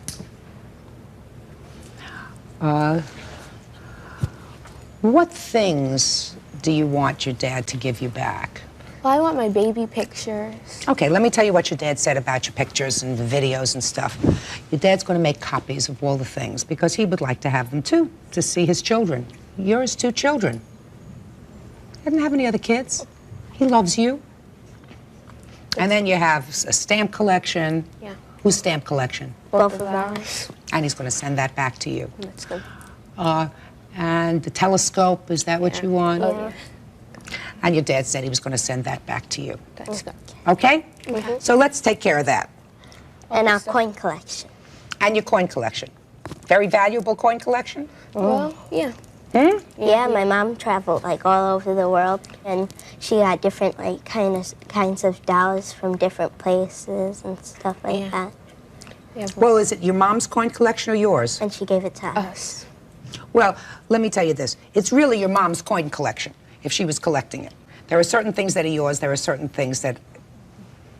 may be a problem between your mother and your father. I don't want to get involved with that, and I don't think you ought to get involved with that. All right, so let's finish that. This is over.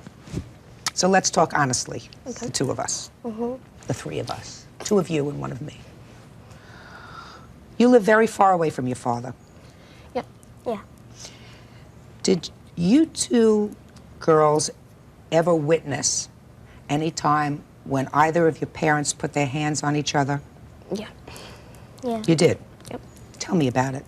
Well, once my dad tried twisting my mom's arm and stuff, so I stopped it. Yes. What else?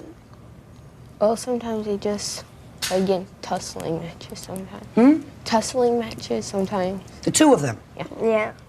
And Colton's always trying to, like, talk over her and and stuff, like, you're brainwashing them and stuff like that. That happens. You know your mom loves you. Yeah. So does your father. I think you know that. I'm not so sure that you understand that. He really loves you. You question that? Yeah. He loves you. Well, my true feelings are that I don't really want to be around him anymore. Why? The way he acts. Like what? You have to tell me. Okay. The way he acts is, like, ignorant. How? I can't explain it. Let's say something to you. You know, the truth of the matter is, ladies, just amongst us three ladies, sometimes guys don't always do the right thing just because they're older. Sometimes parents don't do the right thing, mothers or fathers, even because they're parents. And you two gals are very smart. So in addition to being smart, you should be tolerant. Just because you're a parent doesn't make you perfect. Your father has disappointed you, right? You're supposed to not necessarily accept it and not necessarily understand it, but just say, he's my father. And I know he's made mistakes, but I'm telling you that he loves you. You're telling me. I'm telling you that he loves you. He's not. You're telling. Is it important for you to hear it from him? No, because it's a lie. No, it's not. He loves you. He really loves you. Would you spend a little time with him today? No. No, I've been with him for 8 years, and that's enough for me. Judge Judy will continue in a moment. They did witness a lot of shouting, a lot of screaming, and a lot of mutual pushing. They're very angry with you, sir. Your children will not grow up as whole human beings if they do not have any contact with their father. Real cases, real people. Judge Judy. Robin Grant claims her ex-husband, Colden Grant, won't return their children's possessions. Colden says since Robin won't let him see his kids, he wants to keep the items. Why don't you step back up, please? May I sort of view these, please? Ms. Grant. Your Honor? I am not condoning any act of domestic violence that may have occurred in your home. I will tell you from what I heard from the children, there was only one instance that your younger daughter told me about when your husband twisted your arm. While I'm not condoning that, we're not talking about an ongoing pattern of physical violence that the children witnessed. They did witness a lot of shouting, a lot of screaming, and a lot of mutual pushing, shoving. They're very angry with you, sir. Your girls are very angry with you. And Mrs. Grant, I'm going to make a couple of suggestions to you. In the short time that I had to speak with your daughters, they are so fixed, although your older daughter clearly is sad about it, at not having contact with their father, that I think it almost would border on the criminal if you did not see to it that your children were engaged in some sort of therapy. Because I believe it is a tremendous mistake for children to be estranged from a non-custodial parent the way these children have been estranged from their father. Terrible mistake. But it's a mistake for girls not to want to receive mail from their father, not to want to communicate with him at all. That says something to me about the custodial parent, Mrs. Grant, because I've seen enough children of separation and divorce where there is a lot more domestic violence that goes on, and those children still want to have contact with their father.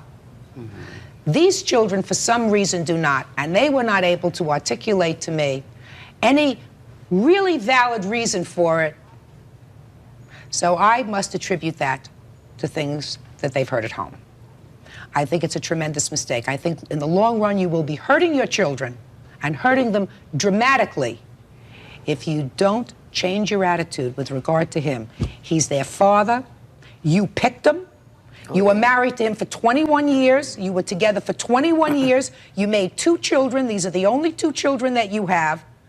And if he is less of a husband or less of a father than your children would like, that's it. I've tried to explain to them, he still loves them. They have to feel as if he still loves them. They don't feel that way, and they must be getting that from someplace other than him. So I think you're making a big mistake if you don't encourage your children in that direction and not say to me at age 9 that you're going to let her make up her own mind what she wants to do. Okay? And I hope that Robin's anger stopped filtering over to the children. It's really her anger that have my children feeling this way. Well, I don't doubt that, sir, because I've very rarely seen children so fixed with basically what I've heard in the back without the kind of history that would suggest that that they have a good and valid reason for it. If the marriage is over, it's over. Did Maria relate to you that whenever they want to speak to him that I allow them to call? They stopped calling because he kept lying to them? Miss Grant, what I'm telling you is there's a difference between children asking to call their father and feeling that they are betraying their mother if they're asking to call their father because she's so angry. Just listen to me, Mrs. Grant. You're shaking your head no. I've been in this business for a quarter of a century. I've probably seen 10,000 separations and divorces. They're all not so different. And children feel that if they ask to contact, communicate with the non-custodial parent, when there's so much anger on this side, that in some way they're being disloyal to their mother. So it's not a question of I let them call whenever they want to call. They have to be reinforced constantly with the idea that their father may have shortcomings, but he loves you. Judge Judy is ready to rule. Mr. Grant, you have promised me, sir, that you will return the children's things to them. Yes. That is their telescope, their stamp collection. I don't know about this coin collection that they spoke about. If you find it in your heart to return it to them, that's terrific. They certainly would like to have their pictures back, so you're going to make copies of all of those things and see to it that they get them. Return their things. It's stupid to have their things. Right? Well, those are the only memories I have. I have no contact. Okay. So right now... Well, but you know, you don't get warm from looking at a telescope, sir. No. So you have to return their things. It's important to them. So you can't be angry and also let that flow down to the children. It's a start. I don't know what will happen eventually. Mrs. Grant, your children will not grow up as whole human beings if they do not have any contact with their father. By the time they're 20, 25 years old, it will be a void for them. And you should be protective of that. I think that you love them. It's a void now. Well, then you have to do something about it. You're their mother. You've moved them halfway across the world. So it's your responsibility to shorten that distance in whatever way you can, because they're going to have a void as adults. If they cannot accept the fact that good, bad, shortcomings, he's done things that disappoint them, this is their father. And if they don't feel as if he loves them, they're not going to grow up strong. That's all. Parties are excused. You may step out. Judge Judy will... Somebody says, hold it. You move it, I'll shoot. Blood was spilled the night a bail bondsman caught up with the suspect who didn't pay him back. We rolled to the ground, As we were rolling, I felt his hand go for my gun. This man's going for his gun like he's some super cop or something. You've been in jail before, you've been arrested before, you've had bond posted before. You know the drill. You are about to enter the courtroom of Judge Judith Scheindlin. The people are real. The cases are real. The rulings are final. This is her courtroom. This is Judge Judy. Parties on Wizenin versus Concepcion. Step forward, please. Bail bondsman Gene Wizenin claims Frank and Eleanor Concepcion owe him bail money and that Frank bit his finger when he tried to arrest him. Order, all rise. Quiet the courtroom, please. Judges number 277 on the calendar in the matter of Wizenin versus Concepcion. Parties have been sworn in, Judge. You may be seated. Have a seat, ma'am. Mr. Wizenin, you are a bail bondsman. Yes, ma'am. This lady came to you because her husband, I suppose that's you. Yes. Correct? Was arrested. She actually, Maria is my subagent who actually wrote the bond. You came to her. Well, I called her. Because your husband was in jail. What was he arrested for? For possession of stolen property. Possession of stolen property is what he was arrested for. He was being held on how much bail? $25,000. $25,000. There's one other charge there, Your Honor. It was PC 273.5, which is domestic violence. So possession of stolen property and beating up his wife. Actually, I believe it was his sister-in-law. Sister-in-law. Because that's heavy bail. $25,000. Anyway, you charged 10%. That is correct. And you agreed to post the bail for him. Yes, ma'am. So he could get out of jail, right? Right. That was a nice thing for them to do. It's her job. Your fee, that's his job. For which he gets what? For which he gets 10%. Paid. Right. Gets paid. And at the time your wife came in, all she had was $1,300. But they agreed to go ahead and post the bail anyway. Right. Correct. And there was an agreement, and what was the agreement about the rest of the bail, sir? It was a signed promissory note to have the remaining balance of $1,300 paid in full by May 2nd. And how many days after that? That was actually 4 days after the bond was posted, and that was a date that was agreed upon by Maria, the agent writing the bail, and Eleanor. May I see it, please?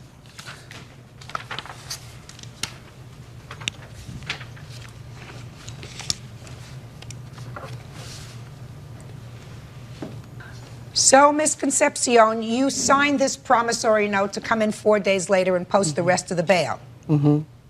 Right? Right. Did you? I tried. That I didn't.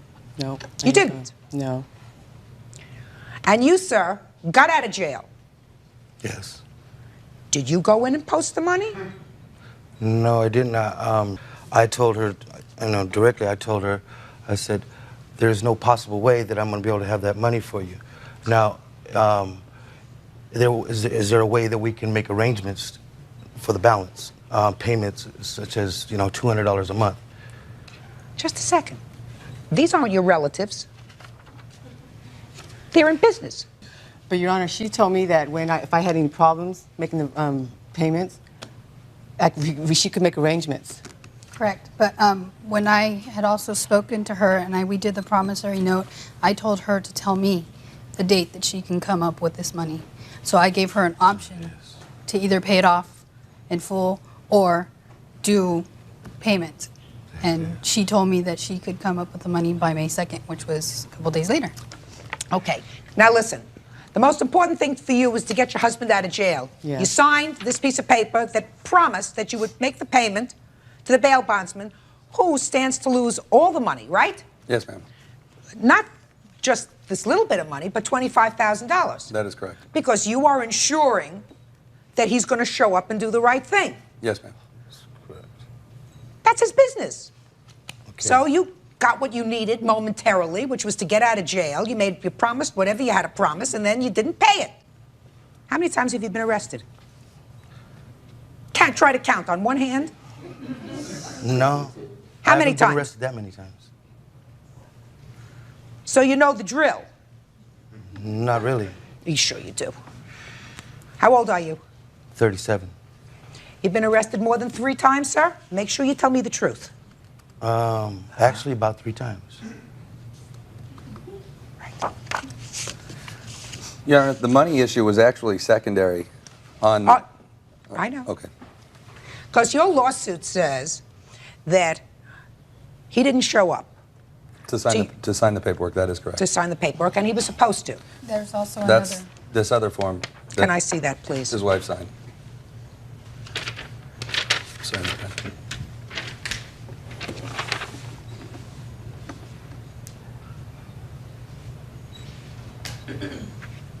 Now, you signed this paper agreeing that you would produce your husband in their office within 48 hours of his release to sign the remainder of the paperwork. Right? Right. But she told me, because I didn't have the money, she told me not to go in. Did you ever tell her not to come in? No. Baloney! Baloney! She never told you not to bring him in to sign the rest of the paperwork? Paperwork that's is what happened. what he has to have. When I spoke to her, why wouldn't she tell me this? She told me she Just a second, sir. Were you told by your wife that you had to go in within 2 days to sign some paperwork? No. Baloney. Baloney. You I don't know, think there's a so. certain common sense, sir. You've been in jail before, you've been arrested before, you've had bond posted before. You know the drill. She told me about taking a picture, yes, okay. Right. But like I said, I Just a spoke second. to this woman Yeah. personally. Your wife told you that you had to go in and sign some paperwork and have your picture taken. So the answer is yes. Right? Picture taken, yes. Did you go? Did we don't know? No, because we didn't have the money. This says when you're released within 48 hours, you have to come to his office. Is that what it says? Correct. It is in English. Clear as a bell. So don't tell me about going to court the next I day. understand that, but she told us not to come in because we There was we a lot making of a trip things for said nothing. verbally. I would call her and she would tell me she would come in the next day. There was no one, she never ever came in. I kept calling, telling me that her check or whatever, for whatever which reasons, she didn't have the money. And I told her, okay, if you don't have the money, come in and we can make payment You arrangements. told me but you were he gonna needs arrest to me. Come in. Hey, if the paper on the agreement said, on that agreement that we just handed to you, said if he didn't come in within 48 hours, then we could arrest him. Judge Judy continues in a moment. He's trying to put his finger in my eyes. Instinct, I bite on that finger. Real cases, real people. Judge Judy. Bail bondsman Gene Wisenant says Frank Concepcion owes him bail money. When Gene went to collect, Frank says there was an altercation over a gun.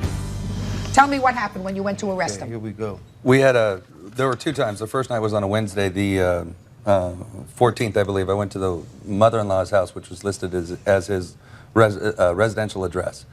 I went there, I saw Eleanor, and I saw his mother-in-law, and a number of other people there. I went through the house, he wasn't there. Gave Eleanor and her mother my business cards with instructions to have Frank call me when he came back in. You're a liar, man. Shh. Hey, I want you to be quiet, sir. Don't talk to him. You're going to have a chance to speak. How much after you posted the bail for him did you go to effectuate the arrest? About 2.5 weeks, almost 3 weeks. Okay. And in that 2.5 to 3 weeks' time, had he come in to make any payment whatsoever? No, ma'am. As a matter of Had fact, his wife come in to make any payment whatsoever? no, ma'am. Okay. So you went to arrest him. And tell me what happened when you got there. Got to the house. We were watching the house. Maria was the driver. I was going to effect the arrest. I had Maria move the car. I was standing in the shadow next to the side of the house when Maria pulled to the light to square the block and come back on a different location. Frank's, as I find out later, it was Frank's younger brother comes out, sees her pull away, yells something out. Frank goes running across the street, out to the front door, across the street to his parked car. That is correct. I yelled out his name. I yelled his name again and ordered him to stop. He turned around, looked over his shoulder at me, ran back towards the house. I stopped him in the driveway, side of the house in the side driveway. We rolled to the ground. As we were rolling, I felt his hand go for my gun. I clamped his hand. At that point, I basically gave up on the encounter. My whole goal, my whole purpose in life at that point was to hold the gun in the holster, not allow the gun to get out. I had his left hand clamped to my gun and my gun pressed down in the holster. He was able to straddle my body, get his right hand around my throat. Tell the truth now. I'm going to throw you out of the courtroom. Take your hands out of your pockets and be quiet. You're going to have your opportunity, sir, to tell me your version of the story. How many times do I have to tell you that? Okay, continue. He's got his hand on my throat and his other hand on my gun. I put my hand up to his head. I can still feel the ridge of his eye socket under my thumb, with the intention of rolling my thumb in. I rolled my hand down across his face to rock his head back and force him off of me. When my hand came down across his face, he clamped down on my left index finger. Still have a scar on each side. He clamped down. I felt his jaw rake across it. His brother then got up to my right side. I felt his brother pry at my hand on the gun, and either I hit him with my elbow or I kneed him with my knee. Must be his auntie. My hand got free at that point. Do me a favor. Would you stand behind him? Because I want to get this case over with, so I don't want to throw him out of the courtroom. But maybe your presence is there, Officer Byrd, will remind him to keep his mouth shut until it's his turn. I don't think so. Go ahead. When he yelled out, I was able to get my hand free. I pried his hand off my throat. At that point, I guess he felt he was losing control. He tried to stand up. Because I was holding both of his hands, he pulled me up as well. His brother put up both his hands on my chest and pushed me back to the ground, struck me trying to hit my groin missing. Frank got up, took 2 or 3 steps. I either pushed or punched his brother again to get him off of me. Frank took a step back and yelled, "Don't hit my brother." I was able to get up. Frank ran to his car across the street. Maria was parked in the middle of the street on the phone with the local police department. She witnessed the whole thing. Frank got away that night, and then I went straight from there. Police officer responded about 10 or 15 minutes later, took a report, and I went directly to the emergency room to get medical care for my finger. So the remainder of your lawsuit is for the bite? The bite, yes, ma'am. Okay, now it's your turn. Okay, first of all, we talked on the phone, and this is after 2 weeks. We spoke on the phone. I have not yet even spoke to this man. I spoke to her, and her and my wife were talking. We agreed to come down to their office at that evening.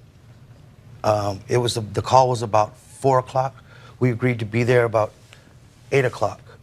I left the house. I told my wife, I said, we'll go down there, meet me down there at 8 o'clock.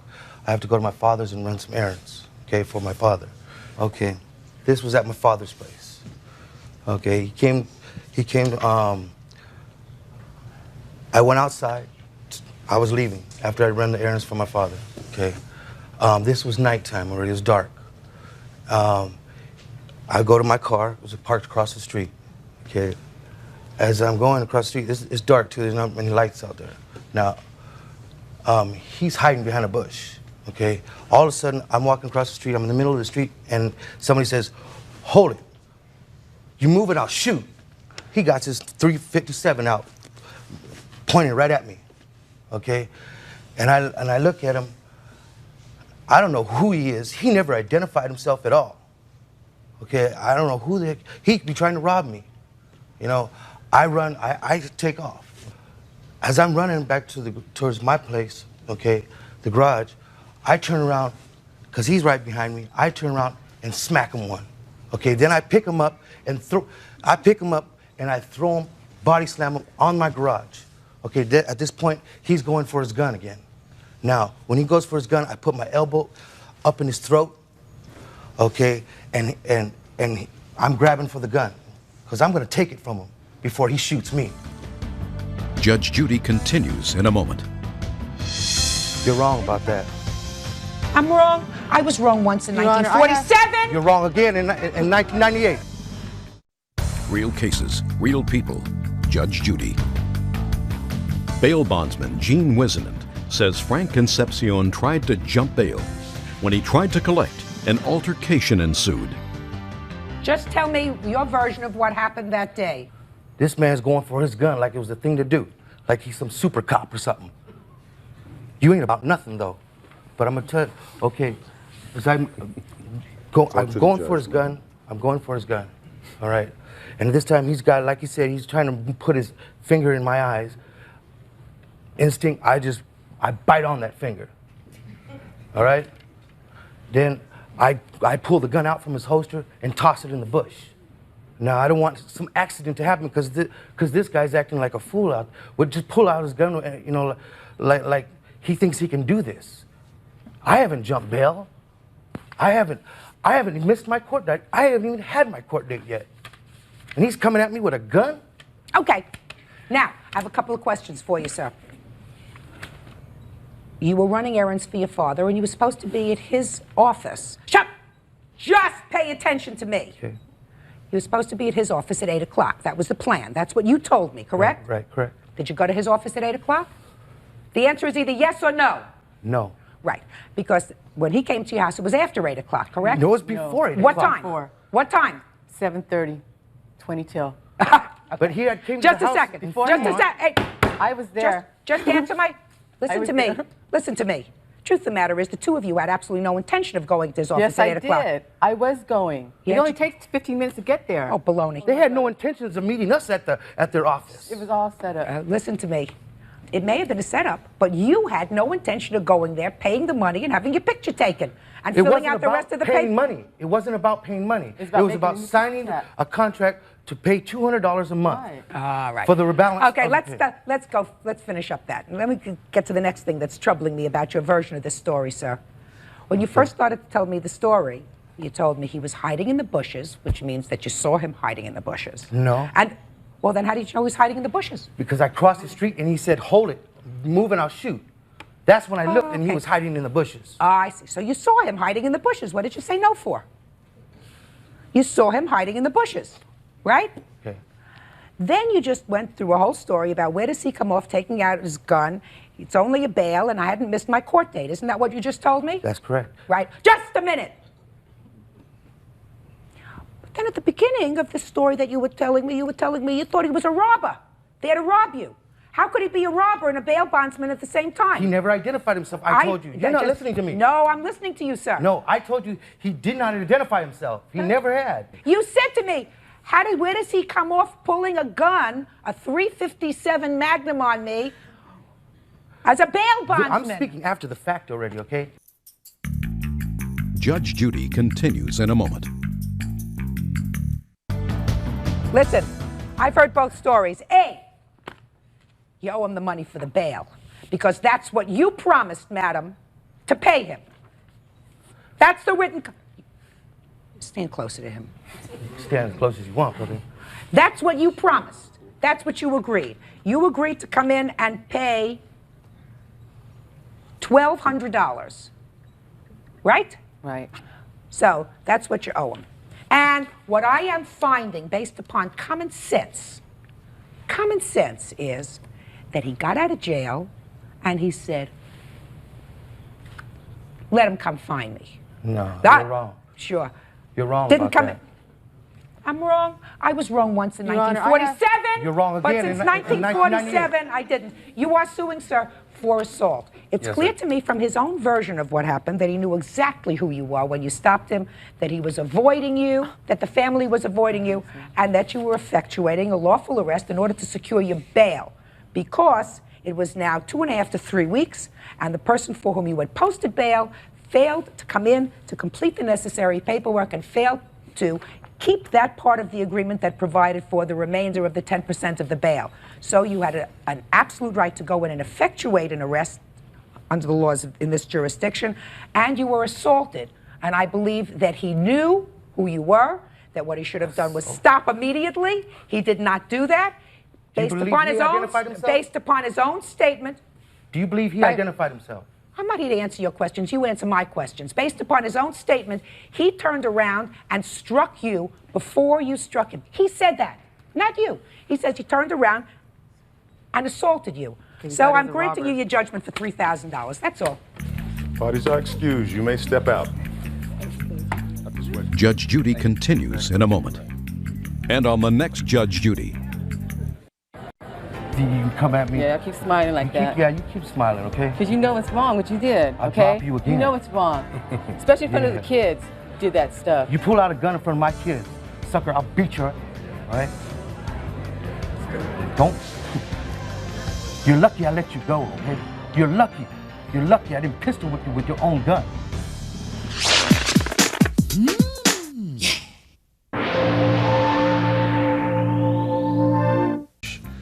Judge, this is case number 283 on the calendar in the matter of Johnson versus McDermott. Thank you, sir. Parties have been sworn in. You may be seated. Have a seat, please. Mr. Johnson, according to your complaint, sir, you and the defendant were dating briefly. She had an accident in the car she was driving. Is the car your car? It was my parents' car. What kind of car was it? It was a Mazda 626. New? No, it was an 83. You got into an accident with the car. According to you, Mr. Johnson, the defendant came to you and she was very upset. Yep, scared of her dad's reaction, didn't know what she'd do. And I said, I know someone who can fix her car. Brought it over there and got it fixed. And while she said that she didn't have the money, I said, I could let you borrow the money. She said, sure, that'd be great. But at first she denied it. She's like, no, don't do that for me. Please don't do that. I was like, all right, well, just if you need the money, and when you start your job, you can start paying me back. She's like, all right, because she was scared of what her dad was going to do. Got her car fixed. 2 days later, after that, she split on me in so many words, like our relationship ended. And for about 1.5 years, I tried getting in contact with her maybe like 10 times in a total of 1.5 years, and I never got a response back to her. Mr. Johnson, let's go back a little bit because you sort of fluffed over this oral contract that you had with her that you're suing on, sir. Mm-hmm. She came to your house and she said she was very upset. Well, she was crying and stuff. She didn't So know what she far, was he's going to do. correct. She did not know what she was going to do. So far, he's correct. She's correct to the point where he just said that he said he'd lend me the money, and he never said that. He told me that he had a friend that owed him favors and that he would get it fixed. And I said... Yeah, for cheaper. Just no, you never don't said that. interrupt. Go ahead. And so I was like, I was really scared. I was in shock. I just got in an accident. And I said no, because I don't have money to get it fixed. I'm just going to have to tell my dad. And then he didn't want me to get in trouble. So he said, no, we'll get it fixed. So we took it to the shop, got it fixed. When you took it to the shop, was there any discussion about $600? Not until he was going to get it fixed, and then the guy said it'll be $600. So there was discussion about $600? Yes. So... And then Dino, I looked at Dino, and he said, no, they're going to take care of it. Because he said the guy owed him a lot of favors. That's not true. But then I did not, it didn't hit me until we were on our way home, and I asked him who's going to pay for it. And he said, I will. And I said, no, I don't want you to pay for it. Take it out of the shop. And he didn't. And so you said to him, take it out of the shop? Yeah, I asked him to call them. And he said what? He said, no, don't worry about it. They'll take care of it. So you didn't say to him, take me right back to the shop and let's get it out of the shop? I asked him to. I But said, he take me didn't. over there or call them. And he didn't. But then there came a time when you went back and picked up this car. Mm-hmm. Is that right? Yes. A fixed car? Yes. Did you pay for the car, sir? Yes, I did. $600. She was there. Let me see proof of that.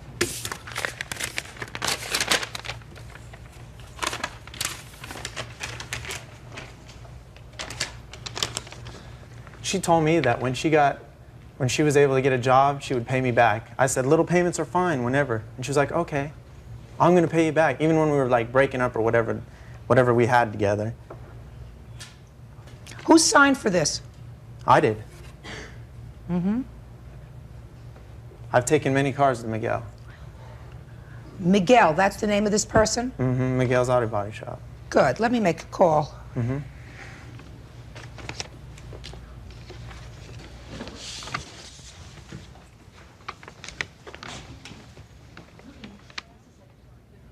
Is this Miguel? Miguel, this is Judge Judy Scheindlin. Do you know who I am? Well, I'm a judge who is hearing a case that has something to do with your auto body shop. And I have a couple of questions to ask you. Do you have a moment for me? Good. Do you know someone by the name of Dino Johnson? Yes. He says he's brought many customers to your shop. And this has to do with a car that was brought to you, a 1983 Mazda in 1995. He says he came in with a young woman who had been in an accident with her car. Yes? Well, could you tell me what you remember about that, sir?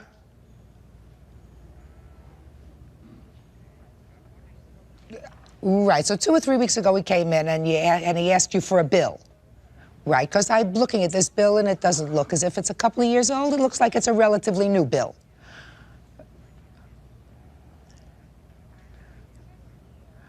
And it says here, sir, there's something that's circled, and it said that you were paid in cash. So how did you know it was $600?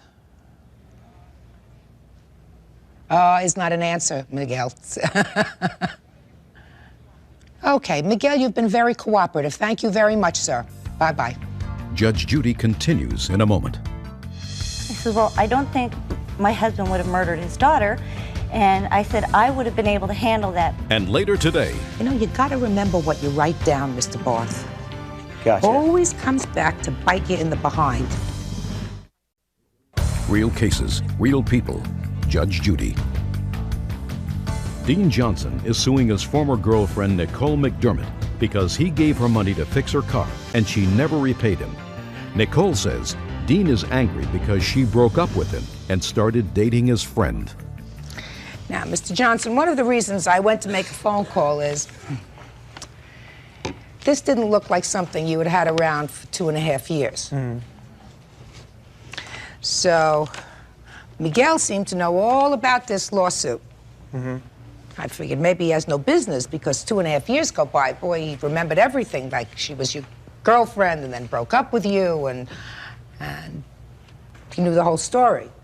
That led me to believe that you had been there more recently. Yeah, because my mechanic is right next door. No, because you needed a new bill. Yeah, and I got a new bill, and she was there when I paid for it. Now, just a second. You got a I'm new just telling bill. You got a new bill. This he gave you a couple of weeks ago. This was not the original bill. He has no invoice with regard to it because I asked him how come. He remembered that it was $600. He said, well, he remembers that it was $600. He had no invoice because he wrote paid cash, which means that he didn't write it down anywhere else. Exactly.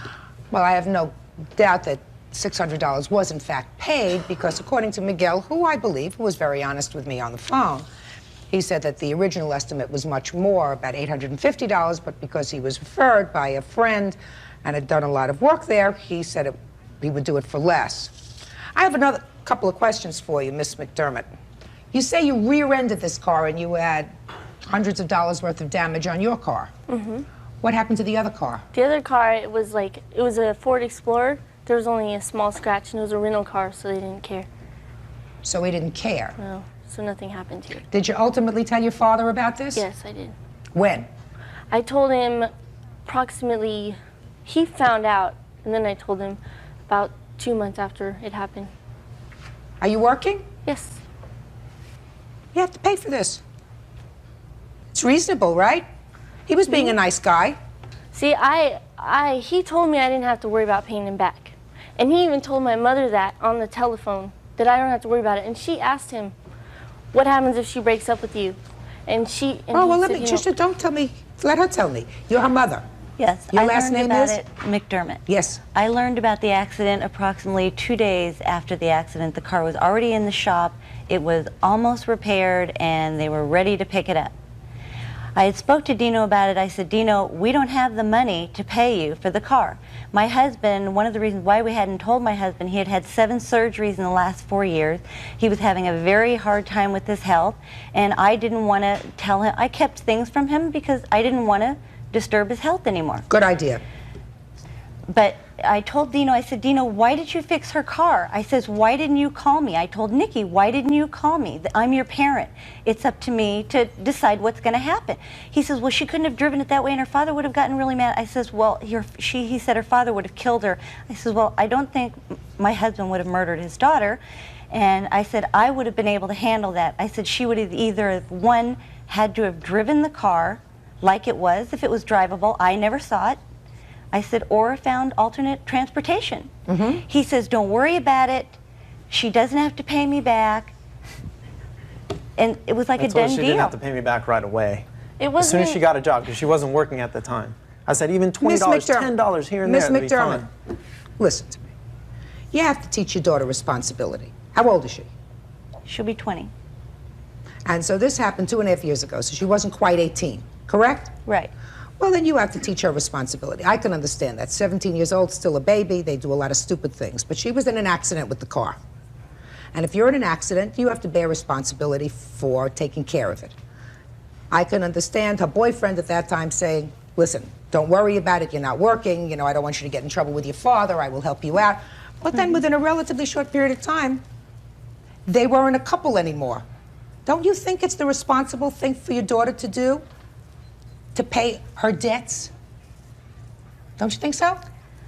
Sure it is. Now, but you have another problem, Mr. Johnson. Judge Judy will continue in a moment. And later today, My grandmother used to say, beauty fades, dumb is forever. real cases, real people. Judge Judy. Dean Johnson says his former girlfriend, Nicole McDermott, borrowed money to fix her car and never paid him back. Nicole claims the money was a gift. You have another problem, Mr. Johnson. How old are you, sir? 21. So you were over 18 when you made this arrangement with Miss McDermott, Yes. and she was under 18. Mm-hmm. Is that right? I believe so. I wasn't exactly sure of her age. How old were you? I was. I think she just turned I 18. just turned 18. You did just turn 18. Are you lucky? Because if she were under 18, she couldn't make a contract with you, even a verbal one. You understand that? I do now. She can't be bound by it. She can't be sued on it. But if she were it was over 18, then she has reached her majority. Miss McDermott, you have to take care of your bills. You drive a car, there are expenses. You have an accident, you have to pay for them. That's why I didn't want him to fix my car. But he fixed it, madam. And you're over 18, and you were sitting in the car, and nobody said you had to leave the car there. It was drivable. You could have said, forget it. I don't have the money. I'm going to deal with my father. You didn't do that. Don't take advantage of a situation. How much after this did you two break up? It was about a week. About a week? Maybe even less than that. That's a very expensive He week. didn't even want the money back. All right. Until... Miss McDermott, you can't get along on your good looks forever, madam. You know? After a while, the looks go. And you have other things that you have to rely on, and that is your good name and integrity and responsibility and all those good things. Now, if you two had ended up an item, you got married and whatever, if he came to me 20 years later and said to me, she owes me $600 for the car, I would have shown him the door.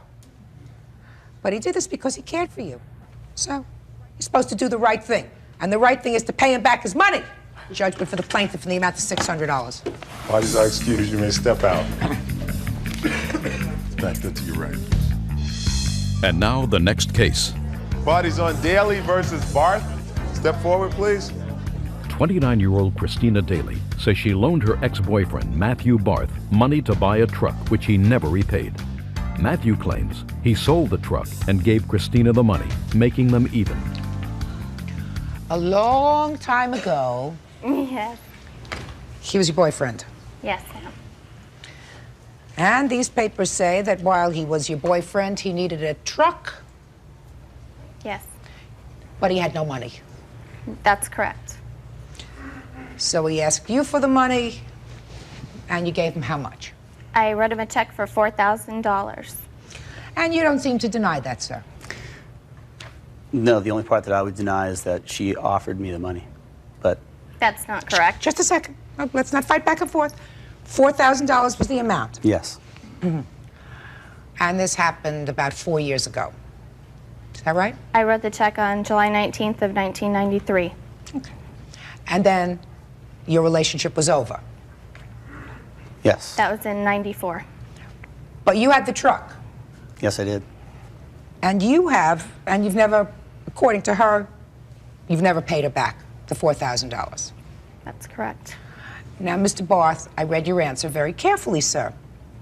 And you seem to have a whole menu of defenses to this action. Yes. A whole menu. So let me see if I've got them all. Because, you know, I'm getting old, so I may forget one or two. First, you say it was a gift and not a loan because she offered you the money. Correct? Correct. Then you say, I think I paid her back. I did pay her back a portion of the money. Then you incorrect. say the statute of limitations ran. That is a defense, Your Honor. Your second defense belies the first defense, because if you say you paid her back the money, or at least a portion of it, that would suggest to me that you acknowledge that there was in fact a loan. Yes. So we want to take that first defense that it was a gift and sort of shove it, right? Okay, well, gift and then offering the money, but under terms, I would probably believe that I would have to pay her back the money. So as a gift is something you don't pay back. Did you understand that? So I guess. Let's do this again very slowly, Mr. Barth. Why don't Absolutely. you try again with me in English? Okay, it was a loan, and I accepted the loan. Perfect. Thank you. Now, $4,000. And you say you paid her back. Yes. Tell me about it. Well, when Look at the here. termination of the relationship, Yes. I had to sell the truck Why is that? because in order for me to get any kind of ground to pay her back, I have to come up with some money to pay her back. Yeah. So I sold the truck. And I paid her back what I received for the truck. That's not correct, Your Honor. Just a second. So you say that when you broke up, in order to be able to pay her back for this loan, which you felt obligated to do, you sold the truck and gave her back the money. Yes. How much did you give her back? $2,500. And that was the reason. Is that correct? Yes. You know, you got to remember what you write down, Mr. Barth. Gotcha. Always comes back to bite you in the behind. All right? I sold the truck shortly thereafter. The intent was to dissolve anything that would link us together. Mm-hmm.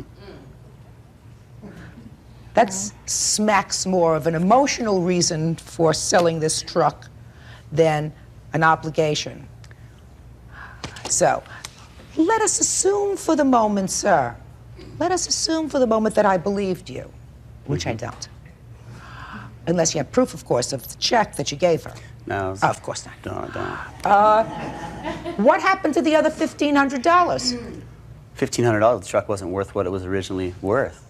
So Well, that's what since when did she become a partner in your misfortune?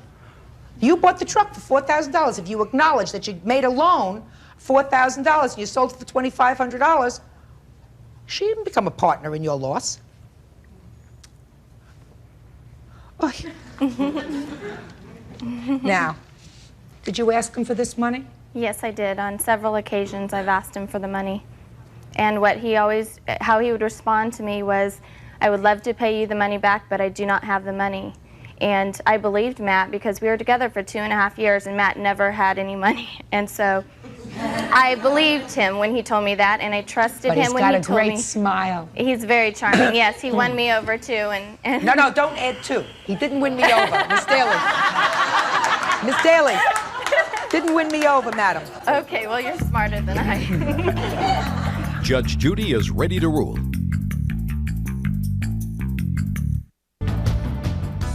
Mr. Barth, Yes, Your Honor. you owe her $4,000. And I leave you with this one thought.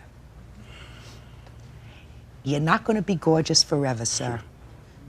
Eventually, you're going to have to rely on people respecting you, trusting you, feeling as if you're reliable and responsible, because there are a lot of pretty faces out there. Right? My grandmother used to say, beauty fades, dumb is forever. Judgment in this case is for the plaintiff in the amount of $4,000. That's all. Parties are excused. You may step out. Judge Judy will continue in a moment. And on the This is case number 293 on the calendar in the matter of Carlin versus Stepp. Parties have been sworn in, Judge. You may be seated. Ma'am, have a seat. Mr. Carlin, you and the defendant have been divorced for many years. Yes, ma'am. And according to your complaint, you shared custody for most of those years of your now 16-year-old daughter. Yes, ma'am. And it sounded as if everything was going along reasonably well, right? Until you gave your consent while your daughter was with you to have her lip pierced. Yes. A decision which I gather, reading between the lines, you regret a little bit. Slightly. And as a result of that, Mr. Carlin, I get the sense you filed this lawsuit, which alleges that your former wife had agreed to pay for half of your daughter's karate lessons. That's correct, Your Honor. And she became rather expert in karate. She took karate for several years. Your former wife had not paid for half. That's correct. Something that I don't think bothered you too much until the lip piercing. No, that's not correct, Your Honor. Well, this whole thing didn't blow up until the lip piercing. Is that right? That's correct. And then something happened that, as far as I'm concerned, was tragic, but we'll get to that in a moment. So why don't you tell me when this agreement was made with your former wife? About 3 years ago, Sarah was shopping around. She was interested in taking karate. So she looked at one school, and she looked at another one, and she liked the second one. It wasn't as expensive as the other one, and as a matter of fact, it was a little bit cheaper, but they wanted the money up front, basically over a 10-month to a year period. It came out to a little over $4,100. I talked to my wife, Teresa, and she said, we cannot afford this. I said that Sarah's mother would agree to split it with me. I picked up the phone, I called her, I laid this out to her, exactly how they wanted. I didn't expect the money right up front from her, but she said that she would split the cost of the school. 2.5 years later, 3 years later, I've yet to get a dime. Do you remember having the conversation with him when your daughter Honor. started school? No, Your Honor, I don't. He says that he did discuss with you when she first started karate school, make sure you tell me the truth, that he wanted you to pay for half because he couldn't assume the entire burden of the classes. Now, are you telling me that he's lying? Yes, I am, Your Honor. That's not true. I never saw one document from the karate school. He never approached me about paying half the money. We split tokens. He would pay tokens 1 week, I would pay tokens for school. The karate lesson money was never brought up. Okay. Now, something happened with your daughter recently, I assume, when she came to you and said she wanted to have her lip pierced. Tell me about that conversation. Well, for 2 years, she had wanted to get something pierced. She has about 3 holes in her ear, and I was like, no more, no more. And when she was 16, we had discussions. She asked and asked and asked, and finally I broke down. Did you discuss it with her father? No, I didn't. Why not? It really wouldn't have been a big deal. All right, Mr. Carlin. Yes, ma'am. Then you saw your daughter. I must tell you, I am sympathetic with you as a parent. You see your gorgeous daughter, and she's got this ridiculous thing in her face, and you got really angry. That's correct. So what did you do? Well, Sarah and I had discussions prior to this that she was getting a little tired of the shared custody arrangement. So I picked her up and saw the stud, and I couldn't believe it. I took her down the next day to the place where she had it put in, and I let them know that she was only 16. I want this thing out now. And she refused to come in. So I took her back to her mother's house, and I said, you're tired of this shared custody arrangement? I said, I can't have this, either.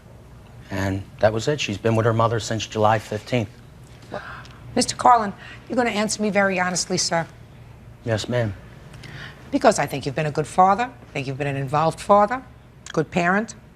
Do you believe, Mr. Carlin, that your reaction to your daughter's piercing was appropriate? At the time, yes. Now, at the time, yes, because you're a human being and you have, the juices started to flow. In retrospect. No, I think I could have handled it a little bit differently, but like I said, even Sarah agreed that she shouldn't have gotten this thing, and she even went down with me to the place where she got it pierced at to get it out.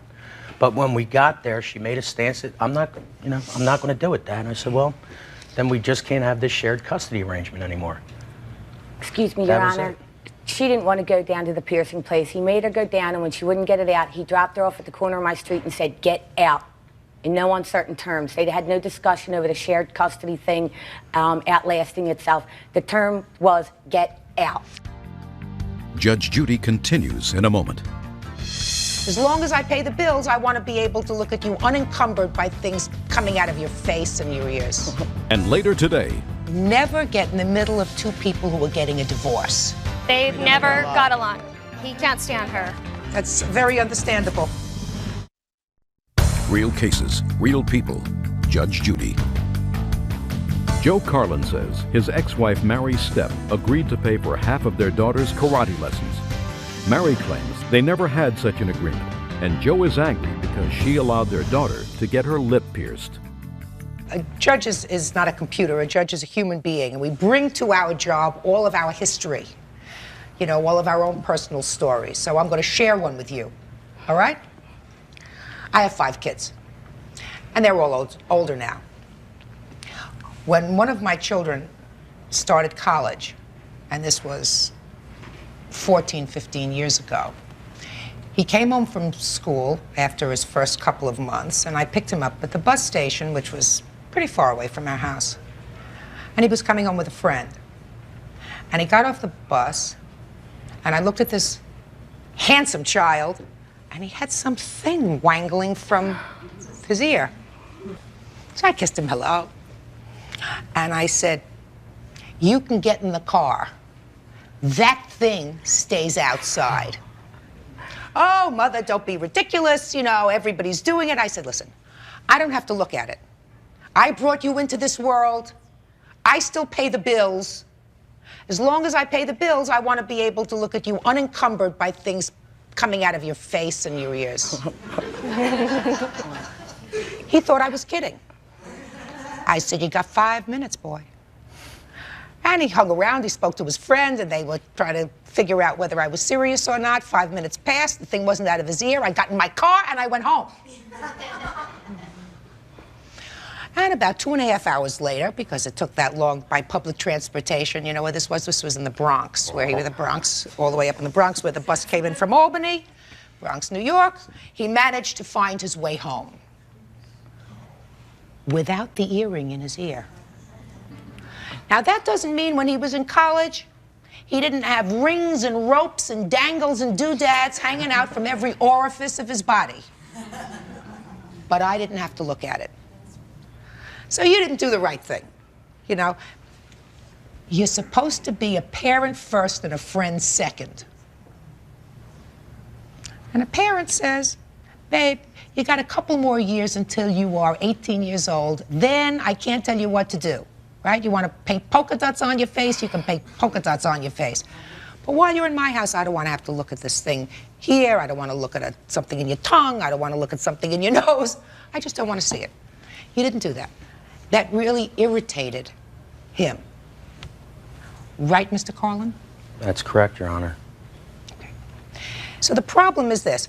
I find it difficult, Mr. Carlin, to imagine that 3 years have gone by with you taking no action whatsoever, even to get $100, $200, and have done nothing over the 3-year period of time to recoup any money if you say that there was this verbal agreement.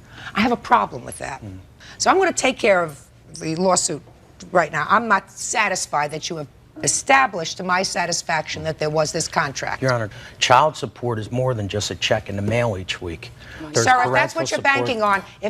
banking on, I'm telling you, it doesn't hold water.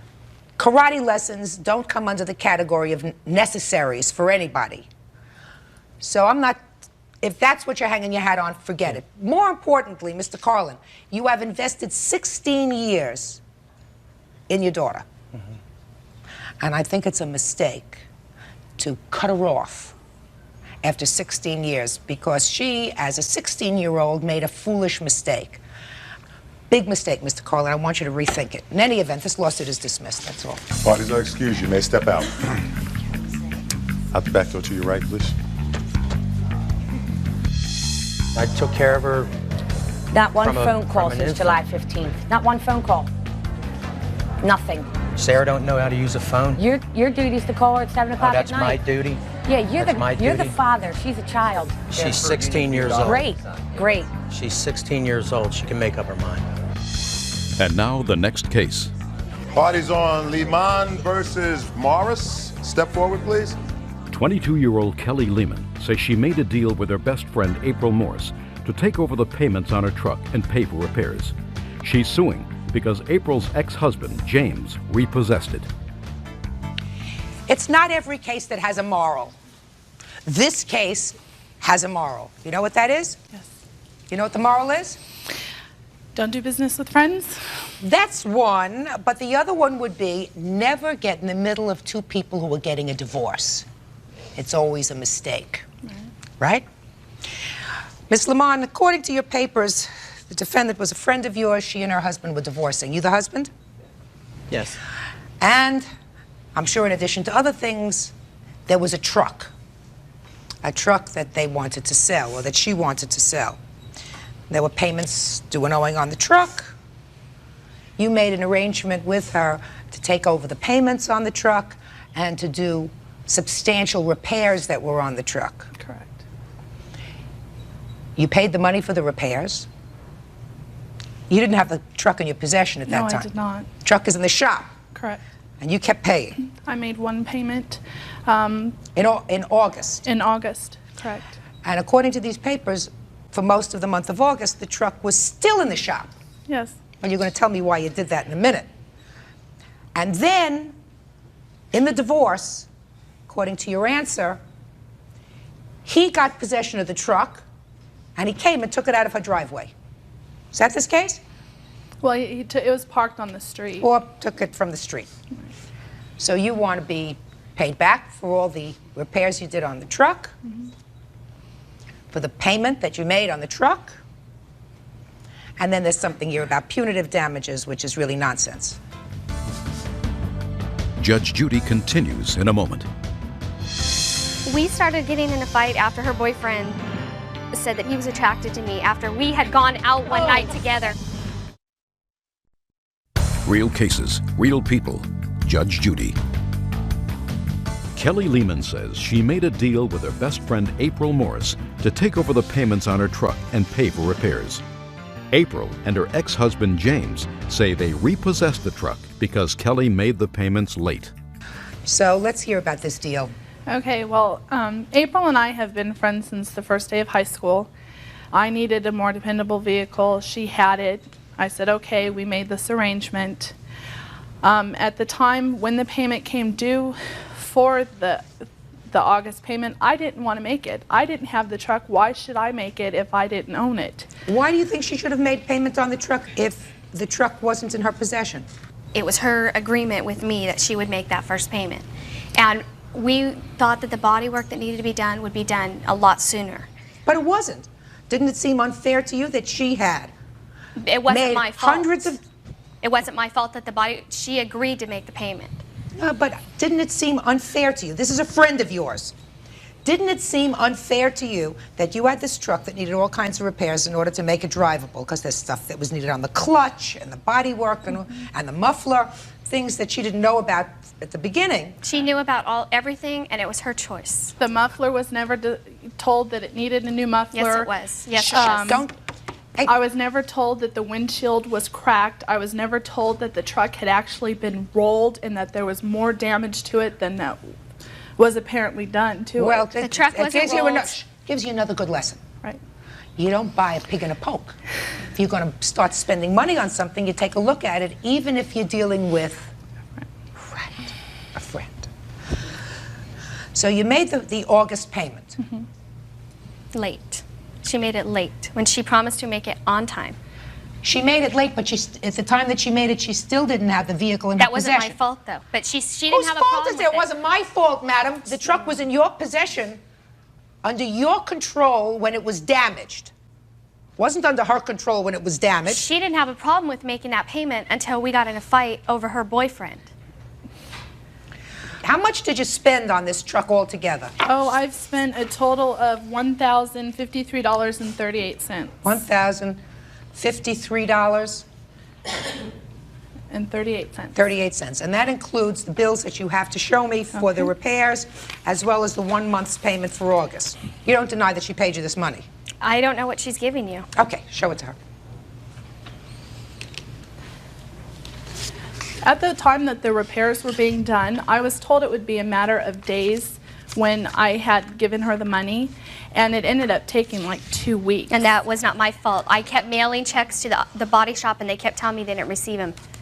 It's always somebody else's fault. You keep saying it's not my fault, it's not my fault, it's not my fault. It's not her fault. You, step up here, I have a question for you. What's your name? James. James, you went and took the truck off the street. Yes. Did you know she had made all these repair payments? Look at me, James, don't look at the floor. Did you know she had made all the repairs? Yeah. Well, didn't you think it was wrong to go and take the truck? No. Why not? She didn't do everything she said she was going to do. You're talking about this September payment that you didn't make on time. You repossessed this truck from her September 12th. By the law, No, you not have to have September 12th. insurance on the vehicle. She didn't have insurance on the vehicle. Did you ever discuss it? I mean, you were friends. Is that right? Jim was They not were even friends. involved. Just a second. If you were friends with her, that means you knew each other. You had socialized in each other's homes. Your past. children played. Is that true? Kind of. They never got along. They never got along. I He could can't understand stand her. that. That's very understandable. Judge Judy continues in a moment. Well, right now, she's out all this money, and you got the truck. And you were awarded the truck in the divorce, sir. Is Yes. that right? That's right. How many cars did your family have? 2. 2. You had the truck, and what kind of car did you have? A Ford Escort. Uh-huh. So you agreed between the two of you that you would keep the Escort and he would keep the truck. Is that correct? But we also agreed that if she made the payments on time, as soon as our divorce was finalized, that we would sign and let her refinance the truck. But after we got in a fight, she didn't want to refinance. She said, I'm going to do what I want. There's nothing you can do about it. You can't take the vehicle from me.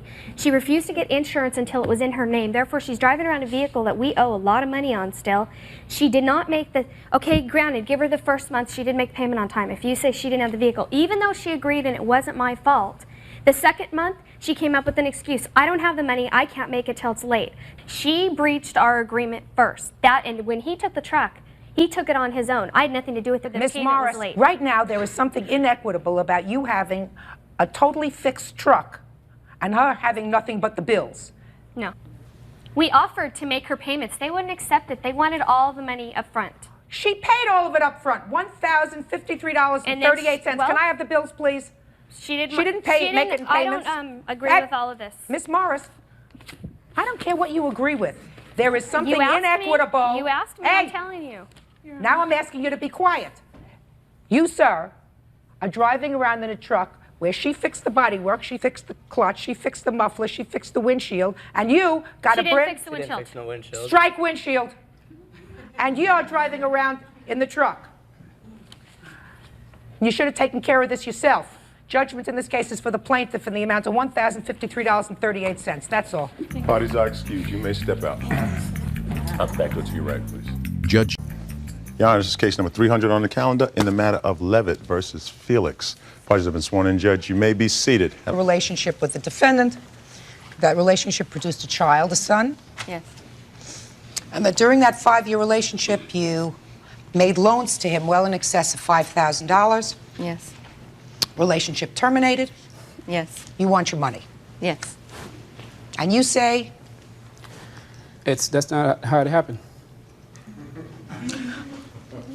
tell me about it. Well, we were in a relationship for about, I'd say, a year, over almost a year.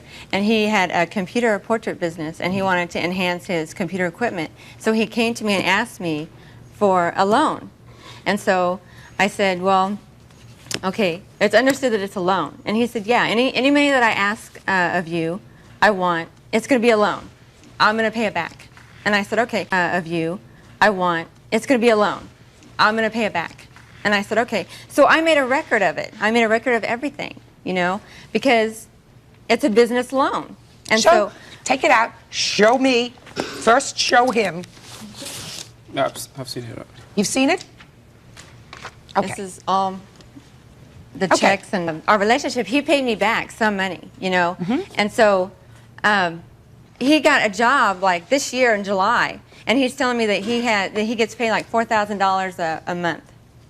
But yeah, he's not going to pay me back my money because You know, I was stupid, I was gullible, I believed everything that he said to me. He used me. He took advantage of my kindness. And we were together for 5 years. And you say? We met maybe back in 91 or 92. You know, she came in to get insurance for me. And she's been calling me ever since. And then a week later, I decided to go out with her. And after a couple of months, it just called me ever since. And then a week later, I decided to go out with her. And after a couple of months, it just didn't work out. Okay, I said, look, it's not going to work out. You know, you just fresh off a relationship, you're insecure, you low self-esteem and everything. You know, just, I don't want to go out with you. Okay, and she started crying. Okay, she's like, she grabbed my legs. Okay, she's like, please don't leave me. I don't want to be alone. I don't want this. I don't want that. Okay, I said, I'll stay with you, but nothing's going to come out of it. Okay, it was just strictly sexual. You know, we'll go out. She even called me her booty call. She called me when she wants to have sex. That's okay? not true, Your Honor. Hey, that's how it was. You know, I mean, I'd go out, do my own thing. You know, go out with whoever I wanted. Okay, if I don't have anything better to do. How chivalrous of you. Well, I mean, that's what I pointed out. It's even on paper. You know, it's just like, take it or leave it. Okay, I'm not going to have a relationship with you. Okay? All of that is, listen, that's a boy-girl thing. If she wants to accept a relationship under those conditions, that's fine. That's what she We're accepted. talking here about I'm getting to that. I am getting to that. But in the meantime... Loans, your insurance, all these checks with your signature on the back of endorsements. So, car payment. I never asked her to pay anything for me, okay? But just a second. Did you take it? Yeah, she volunteered. Why not? You know? That's like she thought she had to do that, okay? In order to keep me from leaving her. It's either pay stuff for me or send me dirty pictures, half-naked pictures, just Put them everything. away. I don't want to see them. You don't want to see? I've got them here. Anybody else? No, just a second. Anybody else want to see it? Is that what you just said? Did you just say anybody else want to see it? Well, the whole thing was a joke to me, you know? It's like things were not working out from day one. And she's like... So why didn't you just say goodbye? I have. You're a big guy. You want to say goodbye to somebody, you could just say goodbye. I went to Miami. I went to Orlando. She would track me down. I have letters she sent me to everywhere I go. Well, so you understood Mr. Felix, right? That according to you, Miss Levitt was infatuated with you. Yes. And you felt that she was, according to you, insecure. Is that right? Fair statement? Vulnerable because of that. Yeah, Right? you could see that. Sure. And so you decided to go over and, according to you, for want of a better phrase that unfortunately doesn't come to my mind right now, service, right? Yes. Service her occasionally.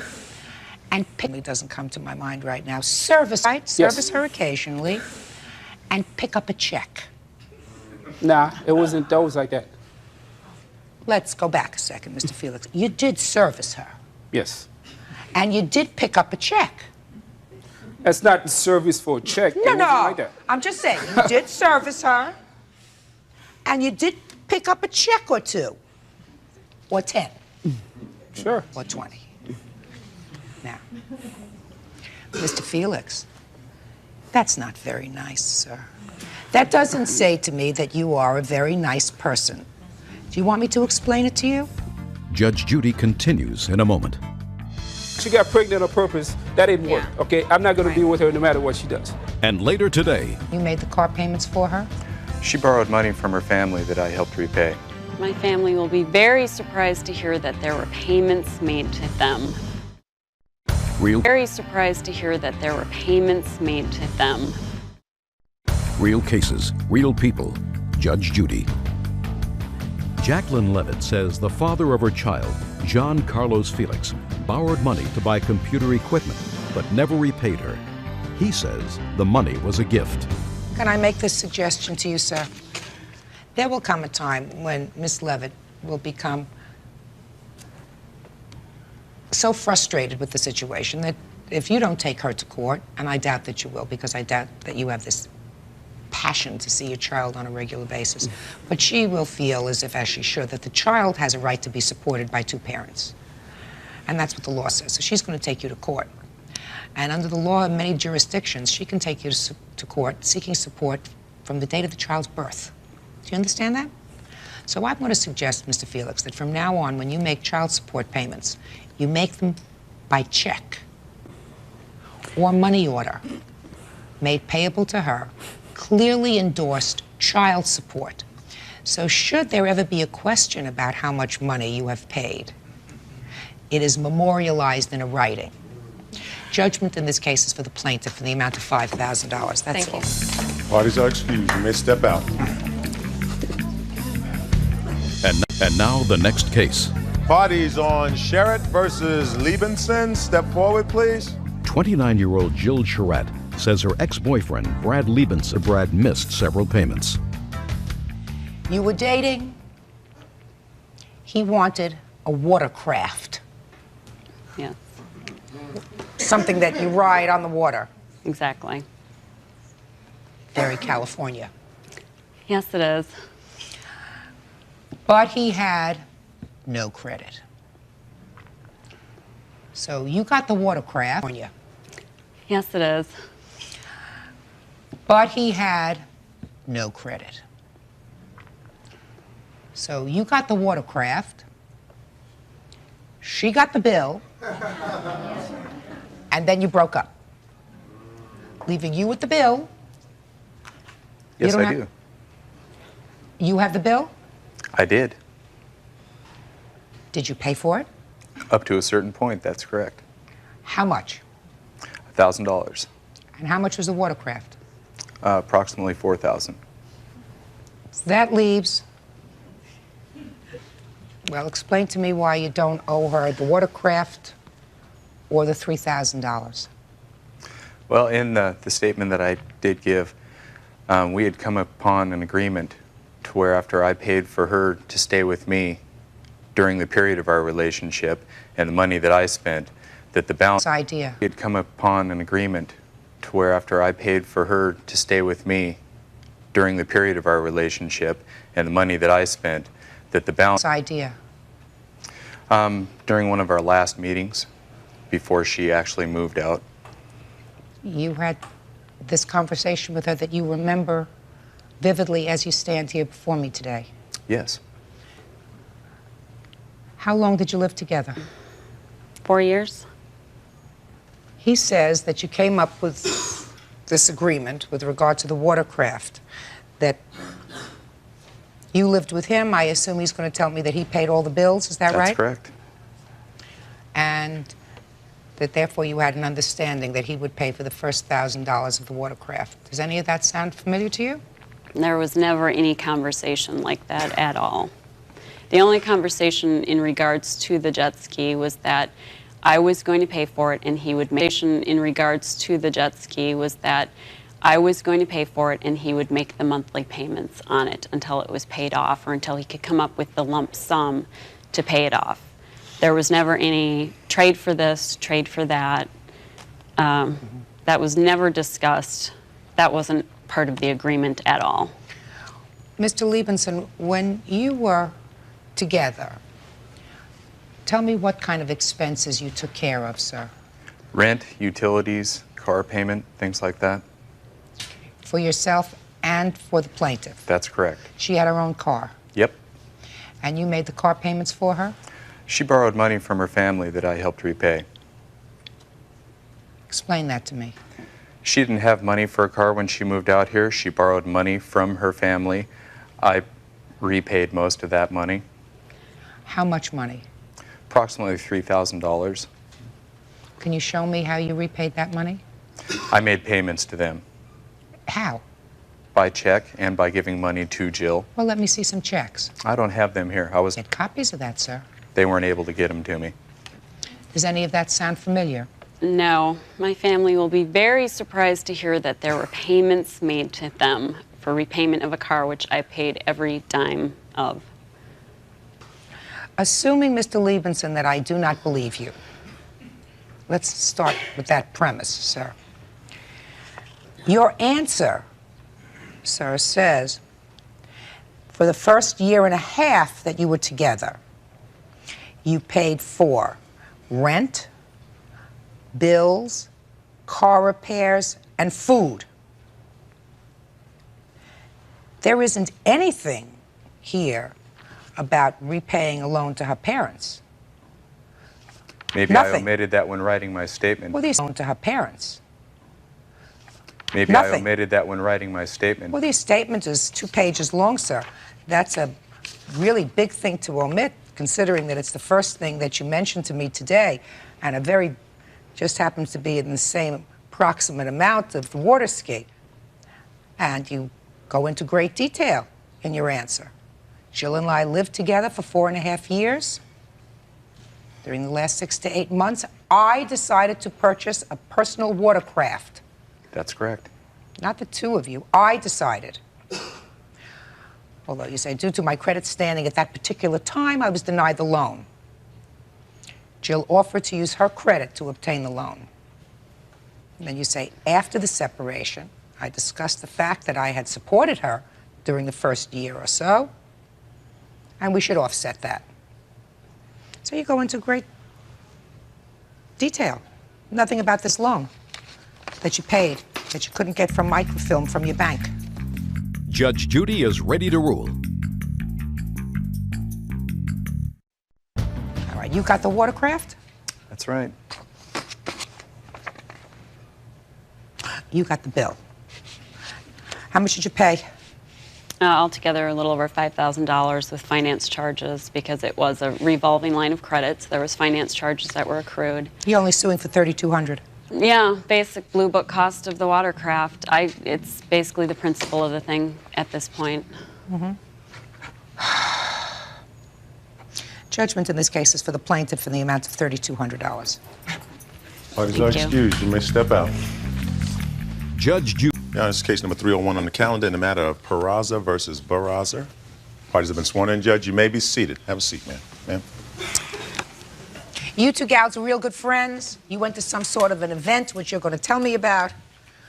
One of the things that happened at that event was that there was a door prize of a brand new Jeep automobile. Right? Correct. Yes. She won. You think that you should get half. Right? No. Not exactly. Well, I think we both won. You think you both won, and she claimed the prize. Yeah, she ended up going behind the back and claiming the prize. All right, let's start from the beginning. What kind of an event was this? It was just an event from a radio station and Taco Bell. It was just a concert. Slowly. It was just a concert. It was just a concert where these rappers are going to be there or something like that. You, according to your complaint, got the concert tickets and asked her if she wanted to go. No, she got the concert tickets. She got the tickets. Yeah, and she asked me if I wanted to go. Okay. And I agreed, and we went, and at the door, they asked us if we wanted to gamble, and we said yes, and they gave us $500 fake dollars each. Did you have to pay for that? No. No, they just asked us at the front, if you wanted to gamble, you got $500. If you didn't, well, you didn't gamble. So it was like Monopoly money. Yeah, I guess, yeah. Okay. And after that, she asked me, I mean, I was there with her the whole time, but then she asked me if she could gamble my money, and I said, sure, go ahead, you know. And she's like, You weren't gambling? No, I was just standing right there, just helping her out. That was about it. She gambled, she got all my money, she gambled it away, and we ended up getting chips for, just chips, regular chips of what you gamble with, in return when you were gambling. So we had to trade those in for tickets. And after that, some guys just came up to us and told us that, oh, they were leaving, they were in a rush, so they came over and they gave us their tickets. They said, here, girls, good luck, and if you guys win, give us a call. So now you had these whole bunch of tickets, and you threw them in a pot. We just, yeah. That Who was, held on to the stubs? I did. You did? Yes. Okay. Yes, it was, she had it in my backpack, so she put it in the backpack. We had a backpack, it was only one, so she put them in there. And you had a whole bunch of them. How many did you have? There was probably 50 or probably more. I wouldn't know. We didn't count them. And we just threw them inside the backpack, and it was time for them to call out the tickets. The time came, so we went down there, and they started calling out tickets. We won other prizes. Prior to that, we won something else, and it was time to call out. What else did you win? We won a jacket and a backpack. And what'd you do with that? One of us kept the backpack, and the other one kept the jacket. Is that right? Yes. Go ahead. So I guess the time came to win the thing, and we just got the tickets, and she's like, "Here, you take half," because there was so many of them. We just split them up. She said, "You take half, I'll take the other half." And to look yeah, at through the numbers them, as they were calling the numbers. Yeah. So then after that, they called the number. That was about it. They called. And it. you had the ticket. You were holding that ticket. Yeah, she was holding the ticket. Okay. Now let me ask you this question. I'll ask you this question. There came a time when you did split up these tickets, right? She held half and you held half. Tell me about that moment. As I recall, we just split them up. Not we evenly. split them up. They're in your hands. Okay, I split them up evenly. Split them up evenly? Yes, I just gave her half and, we both looked at them. Okay.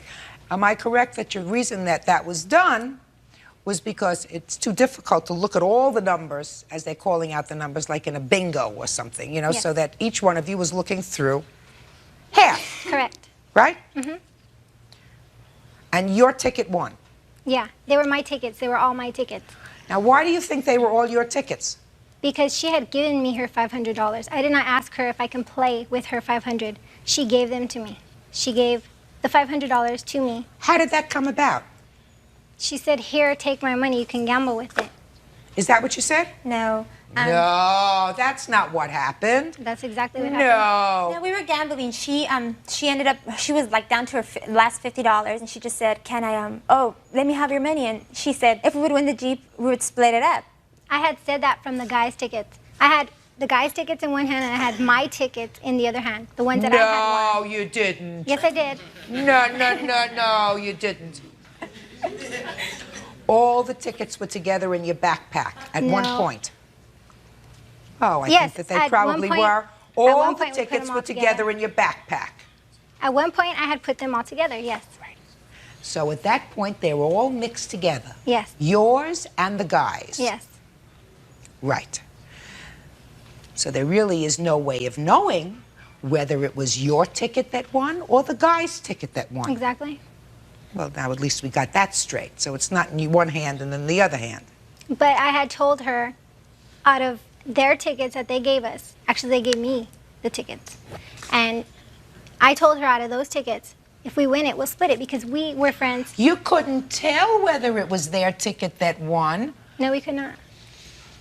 You just assumed it was comfortable for you to say it wasn't one of their tickets that won, it was my ticket that won. I did not say that. You had no way of knowing whether it was your ticket that won or one of the guys' tickets that won. Mm-hmm. Right? Exactly. Mike, Tila. Hello? Judge Judy continues in a moment. You speak to this pain in the neck, and a 12-year friendship is down the drain over a Jeep. And later today, He had stolen my daughter's clothes before. I also have sex letters where he signed up for sex calls. And I have pictures to prove what kind of person he is. real cases, real people. Judge Judy. 19-year-old Myra Barraza is suing her former best friend Tina Barraza after they won a new Jeep in a raffle. I see that you have a tape there. Can you tell me what that tape is of? This is just the day of the event. Recorded us where we both claimed the prize. We both did go up there and claim the prize. And For the said- Jeep? Yes. I want to see it.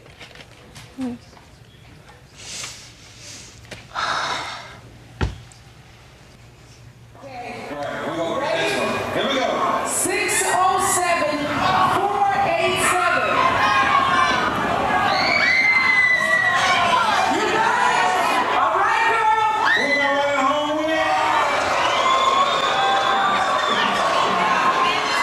Who won the Jeep?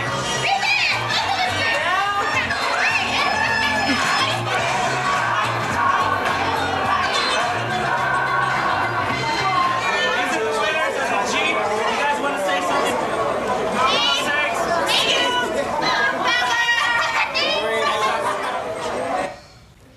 Well, that certainly looks as if, at least at that moment, there was a mutuality that each of you won that prize.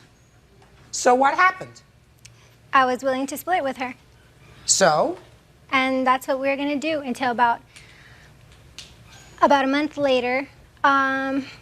she had called me up, and she had said that she wanted to give it to me. She said, "Go ahead and have it." In other words, where was it? I hadn't got it yet. Did you do that? No, I called her up. There was all this stuff was going on with the Jeep. We didn't know what we were going to do. It was a big old thing about it. We didn't know how we were going to split it up, who was going to pay for tax and license and everything. And we were going to get the confirmation letter. And I called her up and I told her, yes, you could stay with the Jeep. But she had said if she stood with the Jeep, she was going to give me an $8,000 loan. That's how much the car was worth, $16,000. I did not state that. And I told her, okay. She said she was going to tell her dad, sell her other car that she had just bought, sell it back, and instead of paying $15,000, she'll just tell her dad to get an $8,000 loan and pay me for it. And I said, okay. We agreed. I never thought anything. I just said, okay. We didn't. It was just a verbal thing. But I did tell her, okay, you could keep the Jeep, and that sounds reasonable because you can't split up the Jeep. Yeah, and I just said, okay. And I said, you could pay my $8,000, or else we're just going to sell the Jeep, and we're both going to get our half. She's not. No, she did not say that on the phone. She told me that she wanted me to keep the Jeep.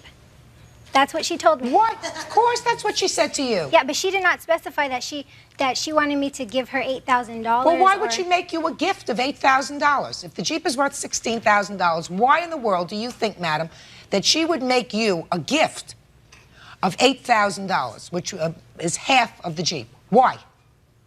I don't understand what you're saying. Well, let's go slowly. What word didn't you understand? Why do you think? Why do you think that she would make you a present of $8,000? She did not say anything about $8,000. I did not hear anything about $8,000 on that telephone call. At that time, I was like happy. I was happy that she'd given it to me, and I figured that what are you doing standing up here? I want to step in for the spot where she called her. She told me through everything that happened. She called me every time they had a conversation. She was asking me, what should I do? What should I do? What do I do about the Jeep? Do I split it in half? Should I sell it? What? I told her, you know what? You won the tickets to that concert. It's your Jeep. You were holding the ticket at the time she won it. Oh, you're the troublemaker. Sit down. Sit down. As I was saying, I figured the reason why she said that on the telephone is because she knew that she did not have any part in the ticket winning. Oh, please, madam. I want to tell you something. I think that your conduct was really outrageous to bring it to this point. First of all, the two of you have been friends. There isn't a question in my mind. What? 9 years. 12 years. There isn't a question in my mind, after looking at that tape, that at the time that that Jeep was won, the two of you, both of you, I saw her signing papers. We didn't sign any Just paper. A second. It was just a back of a flyer. We put down both our names and addresses. Right. It was the back of a flyer. You both put down your names and addresses as the winners. Right? Yes. That's what it looked like to me on there. Mm-hmm. And then sometime you speak to this pain in the neck who says to you, I don't think you have to split it with her at all because it was your ticket, it was in your hand. And a 12-year friendship is down the drain over a Jeep because there is no logical reason that I can think of, except if you're drinking too much, to think that this lady would call you up and say, I just want to give it to you because you're a very nice person. I care about you. No. Please. Judge Judy continues in a moment. And later today. That's called the Soddy principle, S-O-D-D-I. Some other dude did it. Real cases, real people. Judge Judy. Myra Peraza and her former best friend, Tina Peraza, won a new Jeep in a raffle. But Myra says Tina is refusing to share. Listen to me. Bottom line is, the maximum jurisdiction in this court is $5,000. I know. You understand that? Yeah, I know. Right? Now, she claimed this prize. I assume you went and claimed the prize. Mm-hmm. Correct? Correct. She told me to do what's right, and that's what I thought was right. Yeah, she just went off this one day. I spoken to her the weekend before she did this. I spoken to her the whole week when she went off to the radio station and had a cashier's check with her parents. And she did this on Friday. I spoke to her Friday and Saturday. She told me nothing. I told her what's going on. She said nothing. I haven't spoken to them. I haven't heard of anything. Miss Peraza, Your friendship's over. I know that. And based upon what I've heard, that's probably the right thing to happen. Yeah, I know. Because she's not a very trustworthy person. Now, she claimed the Jeep. She's going to have to pay the taxes on it. But I'm awarding you $5,000, which is the maximum that I can. My grandmother used to say, if you do the right thing happens. If you do the wrong thing, eventually it's going to catch up with you. What you did was pretty sneaky. That's all. Parties are excused. You may step out. Okay, you got your Jeep. She got her money. Back door to your right, please. Just to reiterate what Judge Judy said, bad things, it all comes back to people or whatever. It's going to come back to her because I did what I thought was right, and in God, I trust that I did what's right, and I think it's going to come back to her what she did because she was wrong, not me. She's lucky for even being there. She's lucky for even being at the event. I don't see that she deserves half. I won the tickets to go to the event, and she was even lucky that I took her. You got your $5,000 Yeah, you wanted. I did. So now you can shut up. Yeah, you too. You had nothing to do with this. And now the next case. Parties on Anderson versus Rankin. Step forward, please. Margaret Anderson is suing her tenant, Tim Rankin, claiming he made phone calls to 900 numbers totaling more than $1,000. All right, Mr. Rankin. You rented a room from the plaintiff. That's correct. And I believe that you will agree, based upon what doesn't seem to be in dispute, that when you moved in, you wanted a telephone in your room. That's correct, Your Honor. But because of prior problems, you couldn't get the phone in your name. She offered to put the phone. Because of prior problems, you couldn't get the phone in your name. I owed a past due bill on the Pacific bill. So the answer to my question is yes. You couldn't get the phone in your name. Correct. I knew we'd get there, Bird. Take your time, Judge. So she said, okay. Yes. Are you nervous? Yes. Yes. I could tell you were nervous. She said, okay, you put the phone in your room, and within a relatively short period of time, you got a bill. Yep. And how much was that bill for? $1,059. For a 1 month period? 2 months period. 2 months.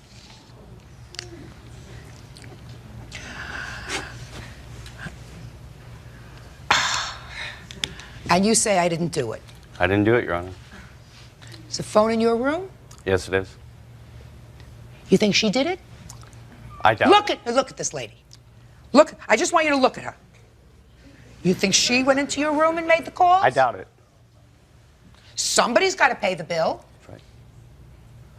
Now, you want to try to explain to me in 100 words or less why it shouldn't be you? In 100 words or less, I don't know if I can do it in 100 words or less, but I believe that the other tenant that was living there made those phone calls. So,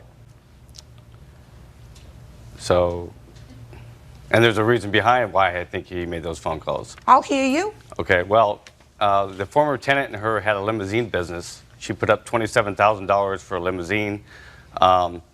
Somehow I was drawn into the middle of that. Their business relationship didn't work out from the get-go. They were screaming and yelling every night there. And because I didn't take his side in the limousine business, he started to have an attitude against me. Eventually, I had to throw him in jail for assault on me at the lady's house. The following day, her and I went down and put restraining orders on him. At that point, I believe he went in my room. He wanted me out of that house no matter what. No matter what the cost, so he could work on her by himself. I believe that he went into my room and made a bunch of phone calls, information phone calls. I'm not sure what exactly they were. Psychic, maybe. I don't know what kind of phone calls they were. Psychic hotline calls? Is that what they were? 900. Sex calls. Sex calls. Sex calls. Okay. Okay. So that's your defense. You know, we used to call that, when I was sitting judge in Manhattan, somebody once told me that that's called the Soddy principle, S-O-D-D-I. Some other dude done it. Did it. Did you ever hear that? Judge Judy continues in a moment. Mr. Rankin, let's keep this simple, sir. Somebody's got to pay this bill. The phone is in your room. If the phone had been in your room and been in your name, you would have had to have paid the phone bill. And then if you felt that somebody in an unauthorized fashion used your phone, you would go and sue them, right? That's correct. But you don't say to the telephone company, listen, Ma Belle, I didn't make the phone calls from my phone. Somebody else did it. You pay the bill, and then you pursue whatever other remedies you have. You are responsible to safeguard the phone in your room. Not her. She was doing you a favor. Why should she be out $1,059? Is there any reason? No, there's not a reason Good. she should be out. Judgment in the case is for the plaintiff in the amount of $1,059. Parties are excused. You may step out. Out the back door to your right, please. Judge Judy continues. Hello mọi người nhé, chào mừng mọi người đã quay trở lại với channel Tôi Vẽ Tranh trên kênh của mình. Hôm nay chúng ta sẽ cùng nhau đi tô màu và hoàn thành cho bức tranh. Đó là một bức tranh về hình ảnh của một chiếc túi xách hình vuông rất là xinh đẹp. Và ngay sau đây chúng ta sẽ cùng nhau tô màu bức tranh này của mình nha mọi người. Hồi đưa tiền cho giá trị mua cái xiên điện bao nhiêu năm trước là 10 triệu anh ạ. Tôi biết là tiền ăn tiền học hay nhiều. 10 triệu thường nữa hơi bị to đó. Lâu rồi còn chi nữa. Đầu gấp 10 cách đây 8 năm 9 năm 8-9 năm mà đã 10 triệu rồi. Cái dòng chữ bên trên thì mình sẽ tô màu đỏ nhá.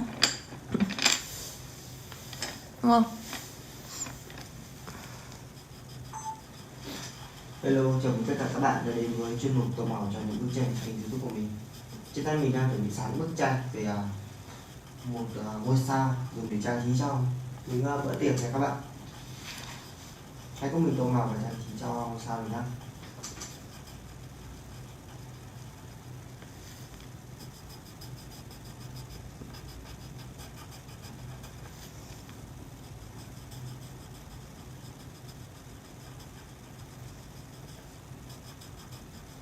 Mình sẽ sử dụng màu vàng tô màu cho ngôi sao này.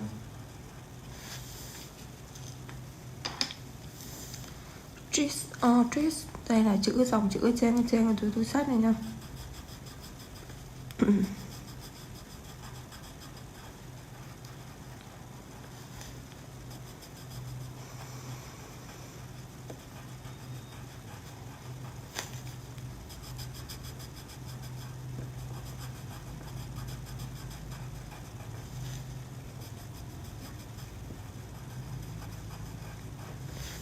Tiếp theo phần quai đeo ở trước túi này mình sẽ tô màu vàng nhé.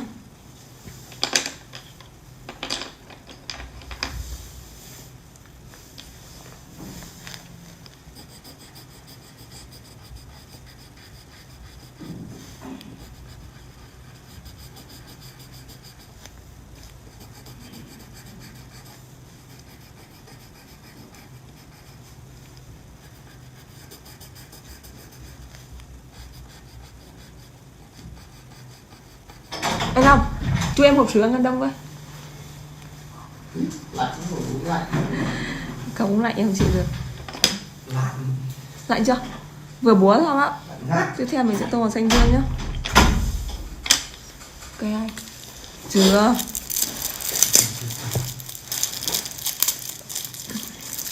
Sữa ăn chi cả uống sữa. Bánh nữa. Anh ăn đây. Tiếp theo mình sẽ tô màu xanh dương cho cái dây chữ trên của ngôi sao này.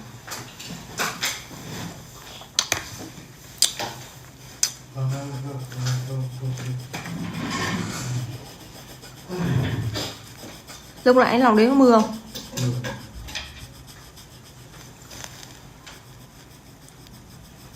Bố khỉ đã lạnh còn mưa. Không biết mưa đến bao giờ. Kiểu như là thực không khí Tết rồi anh ạ. Ở đây mới đúng là Tết. Lạnh thì giờ đến Tết. Ôi.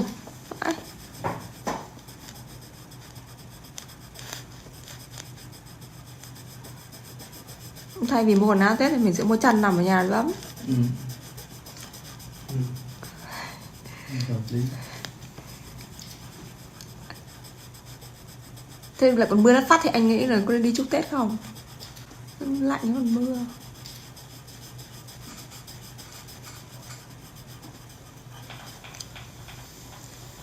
Phần bên hông của chiếc túi xách này mình cũng sẽ tô màu xanh luôn nhé.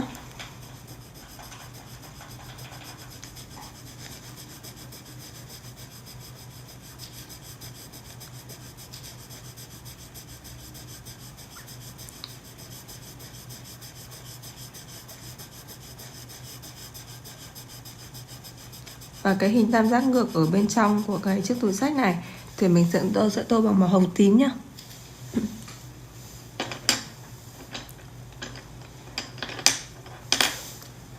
Mình sẽ có một chì trước. Mình sẽ tô thật đều mà thay gương một chữ N này. Tay lạnh nhá.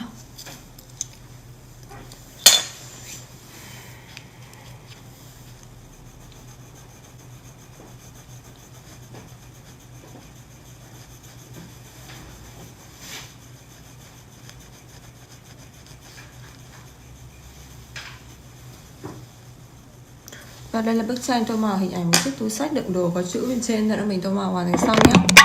Hẹn gặp lại các bạn ở những cái video tô vẽ tranh tiếp theo trên kênh YouTube của mình.